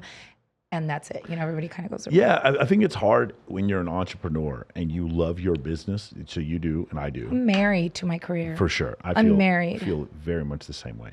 It's very difficult because it's like, I'm fulfilled if I'm with a partner, and then when I'm not with a partner, I'm also fulfilled because this business that where I'm trying to create generational wealth for my grandkids is also extremely important to me. And so the idea that, well, okay, now I'm also fulfilled, but I'm not with my partner, that might be insecure. That might make my partner feel insecure. And it's very difficult, you know, sometimes. It's difficult. I think if you lived with somebody, it would be a little bit easier if they understood you. Totally agree. But it's like, I haven't lived with, and even when I did, I was traveling so much, so it was kind of hard. But then again, there wasn't really so much love there either. But, you know, that has a lot to do with it. You have to really love the person you're with, like your business. Like you're saying, you're in love with what you do, and you do it so good. You're so good at it. It shows, you know? Same thing with the relationship. You have to be so good at it, so in love for it to show, and you guys have enough patience and understanding. But yeah, it's complicated, and being here in Vegas is not easy. I don't know if it's been easy for you. No, I was going to ask you, so did you ever date anyone in Los Angeles versus Vegas? Did you notice any differences? Well, my last relationship was from Los Angeles. Yeah. And it's just hard. It's the same shit. It's hard. It's here. It's hard here. It's hard over there. Do you ever get into a situation where a guy is attracted to you and then jealous for the exact same reasons that he's attracted to you? Not like you specifically, but you know the trope about the guy who meets the girl in the strip club and then tells her to stop stripping, that kind of thing? Yeah. Well, so, you know, my ex was in the industry, promoter as well. And I would think, wow, this is perfect, right? You're in the industry, I'm in the industry. We'll understand. Oh, no. So jealous. Like, you got to go to this event because you couldn't be there. You got to go there. What are you doing afterwards? Because we met in the industry. So it's kind of hard, you know? It's like, I know what you're doing because you used to do it. You're probably doing it again now. So it makes it hard. Complicated. You know, when if you're in this industry for so long and you get to see crazy, the opposite, just like imagine being a male stripper here in Las Vegas, right? You work for Thunder from Down Under or Men of Sapphires, hot, or whatever, or Magic Mike or whatever, Chippendales, and you do that, and every week you're constantly surrounded by women who their husbands do not realize what's going on, and these women are fully down to cheat on their husbands. Of course, that's whatever. what they go for. And now you're in a relationship, and your girl's like, I'm going to go to have a girls' night out. We're going to fly to Tulum, just us and the girls. And you're like, oh, my reference experience says otherwise. You know what I'm saying? Yes. And so yes. No, I totally get it. Yeah. And that's why it's difficult. And that's when I think you need a fresh new start. That's when it's like, okay, I think it's time to date somebody different and have a new experience with no luggage, no background, no, they don't care. When you meet somebody new, it's kind of like, who cares what you did in your past? That was your past. From this point on is what should matter. Or if you are going to stay with somebody, that person really has to let go of the past and say, from this point on, I'm moving forward with you. And I'm going to forget about that. But it's hard to erase the memory. It's really interesting because men do, in general, look at a woman's past, and a woman may look at a man's future, right? Yeah, but it's different for you because you're a breadwinner. But a lot of cases, a lot of women will do that. And I've heard women say, well, that's kind of unfair. It's just this really interesting dichotomy where, I do my Access Vegas show here, and I'd love to have you come on as a Oh my God, let's sometime. do it. Yeah. One of the things we talked about, Jamie Lind, who's a marriage therapist, we were like, do you care that much how many women your partner has been with? And she goes, not really. She goes, I kind of care, but it's not that big of a deal. I asked the other two guests, and they're like, they absolutely don't care at all. And then I said, the man you marry someday, do you think he's going to care about how many men you've been with? And all three of them were like, yes, absolutely, yes. And so I was like, that seems like a double standard, because it is a double standard, because we have different imperatives. I can't have kids, and here's the thing, I can't have children. Like, I can't give birth, and you always know the child is yours. See, there's a dichotomy there. I also have 17 times as much testosterone as you. Yeah. So there's a dichotomy there, right? And so I think that's what makes it kind of difficult for people to understand when you get into these relationships. And I have this weird, philosophy on it that no one seems to agree with me on, but there is no answer. Like, no, there isn't. It's all hands-on experience, buddy. And what's funny is I never, ever, and it's literally on my list, my publicist says we do not talk about relationships with Connie. Like, if you Google, that doesn't exist. This is the first time I'm talking openly about a relationship. You will not find anything on my past. And I've done that on purpose, because I'm like, God, I want to someday be able to move on with somebody and have something serious, and that guy not have to worry about, oh my God, she dated Tom, Dick, and Harry, and it's all over the internet, and she dated this guy and posted him, and now he's gone, and now this guy. So that's something I've never talked about, but I'm glad I am talking about it, because it's fucking true. It happens. You know what I mean? Like, and this industry, it's hard. Yeah. Hard to deal with. It's really hard to find somebody that you can get along, have a good time with, but yet be serious with. And at the end of the day, you're like, well, what is serious? Like, you have to be married serious, or you're dating serious, or exclusive serious? Like, what is serious? It's so hard. It's complicated. I've said this before. There are temporary, partial solutions. Okay. Right. So what I mean by that is, whenever people get into relationships, the 53% of the marriages in this country end in divorce. The relationships that people have before that, 99% of them end in you guys breaking up. And so the solutions are temporary, and they're partial. And people are like, well, what's the solution, the permanent all-time solution? And I feel like Cinderella kind of screwed a lot of people, young people up into thinking, okay, fucking Cinderella in Lifetime. Because Cinderella is the permanent, perfect solution. Absolutely. Right? But that doesn't exist for most people. And even when everyone has the story about their grandparents who stuck together for 75 years. I'm like, your grandparents lived during the fucking Dust Bowl. That mean if your grandfather cheated on your grandma, then they break up. Like, they both die. No, and there's starvation. some that no kidding. And then there's some people that have just stuck together, but we don't know the hell that they've lived. And I've seen families, I've seen couples where, oh, my mom and dad have been married, they're 80 years old now, they're together all their lives. And I'm like, what kind of hell has she lived? Oh yeah, she got cheated on, she used to get beat on, but they moved past that. I mean, I even have my own family members that's like, I would have never put up with what you put up, but now they're happy and they're retired and they're done. They're, living their last years, but they went through hell and back. They just decided to stick through. I thought one of the most interesting, almost like a business case study, was the Jason Derulo thing. Have you ever seen that? So no, tell me. His wife came forward. They have several kids together, and his wife came forward, and she's like, I had an understanding that he was going to sleep with other women while we were together. I fully understood that. I knew that when we got married. I knew what I was getting married to. But he's like, it just got to be too much, and now I'm going to break up, and I need to take the kids with me. And it was really interesting to see this like split right on the line to where it's like, okay, so she's decided to have a line to where she doesn't want her husband to cheat on her. And then you're like, but you're married to Jason Derulo. Did you not think, I don't think, but see, the thing is the way you just said that, it's a given. Do you know how many women are like, no, it's not a given. No, it is a kind of a given. I'm not Jason They're Derulo. not in the industry. I'm not making a moral judgment for or against Jason Derulo. The thing is, the idea that you thought you were going to, it's almost like, do you remember in the Amber Heard Johnny Depp trial when Amber Heard's attorney was like, and you had whiskey at 11 o'clock in the morning. Who the fuck didn't think that Johnny Depp drank whiskey at 11 o'clock in the morning? Everyone who looked at Johnny Depp was like, that guy drinks whiskey and he drinks at 11 o'clock in the morning. And it probably makes him a great actor and I like him for it. No one gives a shit that he does it. And the idea that Jason Derulo sleeps or that Tristan Thompson cheats on fucking Khloe Kardashian. Really? You didn't know that Tristan Thompson was going to cheat on? Of course. I mean, that's the thing. And so it's one of these things where like, are the men doing wrong? Yeah, I mean, they're lying. But on the other hand, it's like, do you don't park your Ferrari in the ghetto. It's one of these situations. And so it's right on the line. So is Jason Derulo's wife correct in leaving him because he's cheating? I guess she just couldn't handle it no more. If she couldn't handle it anymore. That's all. Hey, listen, it's like I said, it's like a business. Yeah. You got to know, you have to know when you have a successful business and when you just got to walk away. And you got to walk away knowing that you have to leave it behind and move on.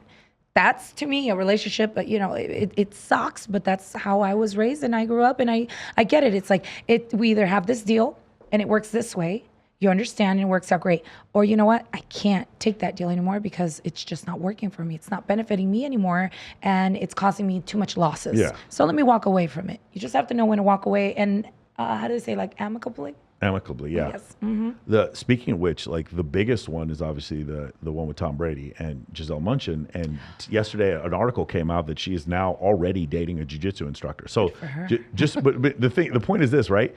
They're breaking up because he wanted to keep doing his job, and then she'd never had to stop working. She did. She could still sell her clothing line, and that didn't stop. But he wasn't allowed to do this anymore. So now he doesn't get to see his kids anymore as much. Oh no! And now, and then it was one of these things. See, kids should. I'm really against that. Kids should not have to pay for your decisions. At the end of the day, and I've said this so many times, like you chose the father, not the child. So why are they having to pay for it? If you saying, "Oh, he's a piece of shit," you chose that piece of shit. He's not a piece of shit. He's Tom fucking Brady. I know he is, but what I'm saying is like, if there's women out there, and I've seen it, and I'm not for it, and I'm against it 100%. Where it's like, I don't want him to see him because he's a piece of shit and he cheated on me.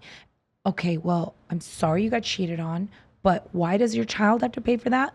You're gonna take away a good dad. Or a father, you're not gonna let your child get to know your dad because you got hurt and that was your choice. I don't know. A lot of women might not agree with me, but I have no problem with my exes. We don't fight, we don't argue. I don't even ask for a dollar of child support. I don't need it. I don't want to argue anymore. I argued fought too much in my life. If you want to see my daughter or my son, let them be part of your life.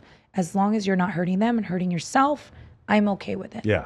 I mean, he's a 45-year-old man who gets 5 months a year off, and his kids can be in the practice, arena with him in the such a great and then they break up, and I'm just like, he's by the way, he's 63 days older than me. I plan on working. I'm 45 years old. I don't see any reason why I should stop working, and I can't imagine being married to someone being like, you have to stop working or I'm going to divorce you. And it's then she's marrying she's dating a jiu-jitsu. But what I'm saying is, during the preseason, he took 11 days off to try to fix his marriage. This is week 10 in the NFL season right now, and she's already dating a fucking jiu-jitsu instructor, and that has to work because he's an instructor. I don't even think the divorce is final yet. I don't even think the divorce is final. And last time I checked, you know what? One of the tropes is if you marry an athlete, he's going to cheat on you. Well, I didn't see him cheat on her. Number one, and number two, the divorce isn't even final. They don't have to cheat, but it's just so much more open to it because there's groupies. What I mean, it's like a trope. It's like what I mean is like it's so common. We're just you dated an athlete and he cheated. It's like you dated a DJ. That's the first thing. Yeah. You dated a DJ. Exactly. Now I don't know if you saw this before, but you've been to some Babes in Toyland events before, right? Yeah. I don't know if you know this, but there's a girl. Her name was Kelsey Turner, and she murdered her sugar daddy. Did you hear about this? No. Have you heard about this? But now I want to know. Okay, Tell me. so Kelsey Turner, by the way, do you remember the Courtney Taylor situation? There was another model who lives in Florida who stabbed her boyfriend, and then they try to pin it on her boyfriend attacking her. Then a video comes out of her attacking him, and now she gets charged with murder. Did you hear about this? No. The crazy part is these two girls were at Babes in Toyland at the same time. Oh my God. Yeah, it's nuts. They were on the red carpet. Anyway, Kelsey Turner, she ends up Killing her sugar. So she meets a sugar daddy online, and he's a child psychologist. Okay. And they have an arrangement going back and forward. I believe he has some other sugar babies besides her. They're both living in Los Angeles at the time. At some point, she receives around $300,000 from the child psychologist. This is where it gets even crazier. So does her mom. Her mom is now sending scantily clad pictures to this guy. And then after that happens, he wants to break it off. But now she's like, well, I'm going to extort you. Basically what I'm going to do, by the way, all this is alleged. The trial doesn't start till April. She goes, hey, listen, I'm going to extort you. You're a child psychologist, and I'm going to tell people that you're inappropriate with children. Well, he's a child psychologist. Even if it's not true, that's going to destroy his practice. Course. So he continues to pay her. He goes to Las Vegas to break it off because she moves from LA to Las Vegas. They get a little house out on the east side because it's way cheaper to live here. It is. Way cheaper. They're out there. He goes in the house to break it off. The boyfriend, she has a boyfriend. She has a boyfriend. Okay. See, now all of a sudden the fake world of the sugar baby meets the real world of the baby daddy. Okay. And the guy hits, and he's pled guilty to this, John Kinnison, hits Dr. Bouchard in the head with a baseball bat. He's bleeding. And now they've come to this weird, this conundrum, this fork in life that's going to change the rest of their lives. Do we finish this guy off, or do we just let him go? He goes into the backseat of the car that I believe she had rented the car, something like that, and he proceeds to beat him to death with a Glock 17, like the the end of it, yeah, the backing, the grip, yeah. Pistol whips him to death. Blunt force trauma to the head. That's why he dies. They stuff his body in the trunk of the car. Then they drive off to Lake Las Vegas, leave it off in the desert, and then they try to set the car on fire. The car does not set on fire. The car is registered in her name, and the body is clearly preserved in the back seat. So it was like the worst cover up. And I think they're snorting. History. I think they're snorting Tusi or something like that. Oh my God, yeah, they have to. It's just one of the doing it wrong. It's one of the craziest things I've ever. Even like dumping the body in the desert is like the most Vegas shit I've ever heard of in my life. Oh my God. Anyway, so I get interviewed by last week about this. Yes. Why you? Because I'm the host of Babes in Toyland. Yes. Okay. And then so they asked me about the influencer economy and all this kind of stuff. Like, you know all those covers that you see girls get. The covers with the Maxim Playboy, but it's Playboy Denmark, Maxim Australia, all this kind of stuff. Yes. You know, 10 of the 12 of those covers are paid for. Yeah, of course. So you knew that. Oh yeah, of course. Okay. I've had photographers say I can get you on if you pay me $1,500 or $1,800 or whatever. Did not know that. No shit. They did not know that. So, that's the reason why this story is so big is because it's Kelsey Turner, the Playmate, who was in the May 2017 edition of Playboy Italia. She doesn't even pose. They just do a Q&A with her. She's not by any stretch of the imagination a Playmate. And the thing is, like, all the people who are watching this on, ABC, CBS, thinking NBC, she really is a Playmate. Court TV, they think of 1953 Marilyn Monroe Playmate. They think of Pamela Anderson, 1995 Playmate. They think of like Carmen Electra Playmate. That's what they think of. Real. Kennedy Summers Playmate. But that's Playboy USA out of Chicago.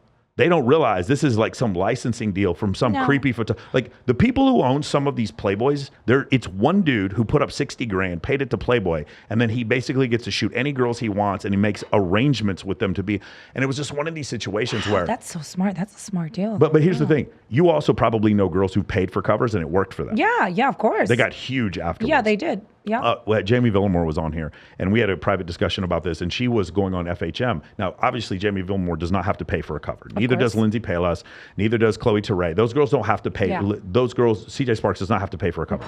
Or Caitlin Runk. But the other girls that get the covers, they do have to pay for it. And that was another thing that I had no idea about. It helps their sugar daddy resume look really good, right? But here's the thing. Who's paying for the cover? Sugar daddy. The sugar daddy is paying for the cover. The sugar daddy, yeah. Now, here's the most ultimate ironic part about this entire story. Ready? In the end, she wanted fame, right? That's why she got the cover. Okay, and I assume she paid for it. Now later on, when I found out it was a Q&A, maybe she didn't pay for it, but I'm assuming she did because she did several other covers, and she did that Maxim cover photo thing. You know what I'm talking about? Where it's $1 per vote. Oh yeah, where you have to vote. Yeah, and they have to pay the donation or whatever. That's just like crazy to me. Like, but they still do that, right? It's stupid. I get that all the time when friends are like, "We're entering this competition, and I'm going to get the shot to win. Can you please vote for me?" But then when you go to vote, you have to pay for the vote. Yes. But so who makes the money? You're verified on Instagram. What does everybody want? They want the blue check mark. Yeah. If she beats this rap, and her boyfriend takes the fall for this, and she gets out of prison for being the playmate who beat the murder rap, guess what she immediately gets after that, Connie? She gets a blue check mark. How ironic is that part in the end? Is she becomes famous because of this thing. And the thing is, the boyfriend already pled out. He got 18 years in prison, minimum 18 years, and he pled guilty. He has not agreed to testify against her. So he's probably going to say he did all of it because of her. Because that's his. By the way, she gave birth in prison to another child.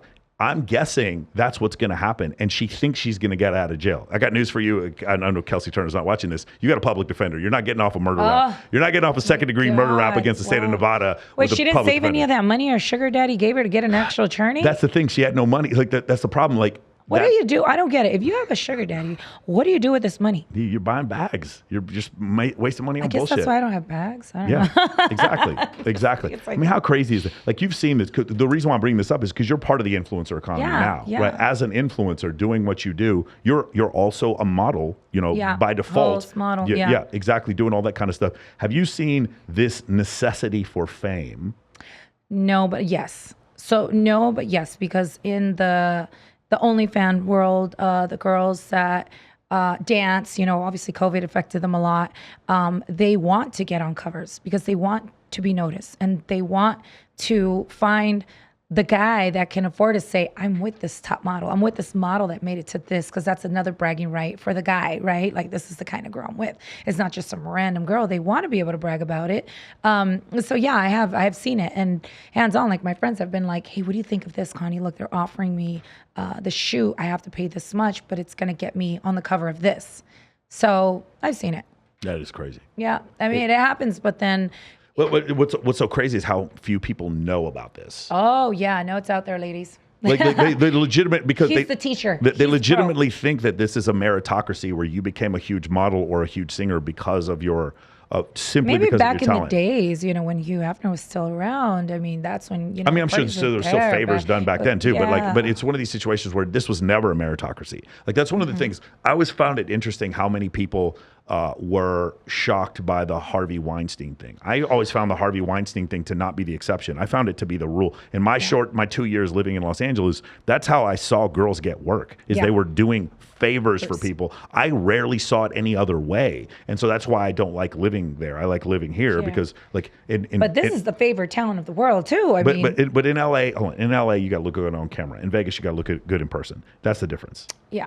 And also, to try to get a job at Wet Republic, you can't sleep your way into a job at Wet Republic. There's a lawyer involved whenever they fucking hire you. Yeah, it's not there is. No, it's very corporate. There's HR. That, like, Wet Republic is at like MGM property. That's a publicly traded company on the New York Stock Exchange. That kind of stuff doesn't happen. No, they're very strict. A lot of people don't know that, but over here, even to be a waitress or anything, it's not just who you know. Yeah. You really have to be. I mean, I've heard of girls, I can't drink today. I can't smoke weed. I can't do this. I can't do that, because they test them, and they really do. So they really have to walk a straight line. Yeah. Connie, so the thing is, you talked before about how difficult it is sometimes to date monogamish type of relationship, which I feel like it's so normal here in Vegas. You know what I'm saying? Well, if you're on the scene, I think if you're on the scene, if you're living a normal life. In the scene or an entertainer. An entertainer. There you go. Yeah, because if you're living a normal life where you go home and you have a routine and you're not around so many sharks and people around you all the time, well, yeah, it's not impossible. It's possible. But there's always that circumstance of you have to know, if you're the entertainer, if you're the artist, if you're traveling, if you're the athlete, if you're around all this, females or males. Have you ever been in a relationship where the guy kind of thinks that they're going to change you, or this is going to all end? All the time. Because you're going to become more famous. Oh my God. You're going to become more famous. Thank you. Yeah, no. And for that same reason, I've broken it off. Yeah. In the past, where I have to say, not you or anyone. is going to get in between my career and my future. Yeah. If you don't support what I'm doing, you got to go. If you do not, because one thing people always say, oh, I love what you're doing. I'm going to support you. I'm there for you. But then why are you doing this? Yeah. Why are you going there? Why are you wearing that? Why are you wearing here? Why are you wearing this? Why did you just take a picture with this person? Like, you do understand I am an artist. You do understand I'm not just any artist. I'm also a tribute artist. And you do understand I tribute J-Lo. And you do understand she comes out almost naked on stage. Yeah. And in covers, not almost, she's naked. Yeah. So you expect me to be, I don't know, the nun version of her? Like, no, it's not gonna happen. I'm an urban artist. It's really difficult. Now, I mean, on my regular day, I'm dressed up a little bit more. I'm not obviously showing, but yeah, I've been told that, and it's been really hard because they want to try to change me, and I'm not having it. So you're also fully accepting of, this is another debate I frequently have on the show. You're also fully accepting of the fact that it may be harder for you to find a long-term partner. Oh, not maybe, it is. Yeah. It is. Yeah, it is. Like that's why I haven't been married. That's why I can't get married. You like understand I can't find someone that understands. You understand the trade-off. If a woman is 23 and has no kids and decides I want to get married, it's going to be easier for her. Yeah. And then older, it's harder. Exactly. Yeah. In your situation where you have 2 children, it's going to be harder, and you travel because all the I'm time. older. Yeah. It's harder. Being an artist, it's harder having a serious relationship because I'm traveling all the time. But it's okay. It's fine. Like I've done the serious relationship, the almost like being married, and at the end of the day, I'm still not happy. Do you ever have any female friends around your age that have sort of delusions about this? There's a lot of freeze your eggs, don't get married, wait till you're 35, 40 to have kids, that kind of thing. I have a lot of professional friends that really look out for their future. Yeah. And that say, right now, I want to dedicate myself to this. Like, I'm to a point, I'm not having no more kids. That's it. It's done deal. So I don't have to think about, I need to meet somebody or marry somebody who wants kids. I want to meet somebody who has kids. Yeah. I want somebody that has a family that could say, hey, our kids can all hang out together. I'm at that point, and not like before, she can't have kids or he has kids. He has baby mama drama. Like, no, I think I'm at a mature age that if I meet somebody and he does have kids, we can all get along, But I've heard that also. They want to freeze their kids and then it gets too late. They're 45 and they just can't. But it's just one of these situations where I believe anyone should do whatever they want, but I also know that if I smoke cigarettes and take steroids my whole life, my kidneys are going to be fucked up. And if a woman knows, it's just one of these things where a lot of times the world will give you a piece of information and then people just don't want to hear it. You know what I'm saying? Yeah. But my point is, you made this decision with open eyes. Yeah, I did. No, trust me. This week I've even said, do I really want this career? I've had to tell myself that. Because I go home and it's lonely. I'm in hotels and it's lonely. I even contacted, yesterday I met a dog, what are they called? Breeder? Breeder, sorry. And I'm like, I think I need a dog. No, don't get a breeder. I got plenty of people you can adopt a dog from. I think I need a dog, and I don't want a puppy. I don't have time for a puppy. I need an older dog that I can at least cuddle with in bed, because at this point, that's as good as it's going to get for me, Michael. Like, it's just having a dog by my side to cuddle with, to come home to, and then I could still do Connie. I've had my portion of dating, my part of dating, of meeting people, and I'm so open to it, but they have to really understand, because nothing's going to stop me right now. They got to fit in where Connie is the freight train, and they got to jump on the freight train. They have to understand, and they have to be funny, and they have to like, the entertainment world, not even Latin music. They just have to understand it, or just business. They just have to understand what it takes and not be that person to want to set rules of, you can't do this and you have to call daddy to check in every 5 minutes where you're at. Like, sorry if I forget to fucking call you for 3 hours because I'm busy, at a podcast talking, and it's gotten entertainment. It's gotten entertaining. Like, I'm sorry I couldn't call you. Like, that shouldn't be my worries. My worries should not be checking in. So yeah. And I tell that to all the girls and guys. If you're having to deal with that, that's so stressful. That's a headache. I did a 3-hour podcast with Richard Hart. While I was doing the podcast, a girl messaged me. I did not respond because I was in the podcast studio. And by the time I got out, she blocked me. You see that?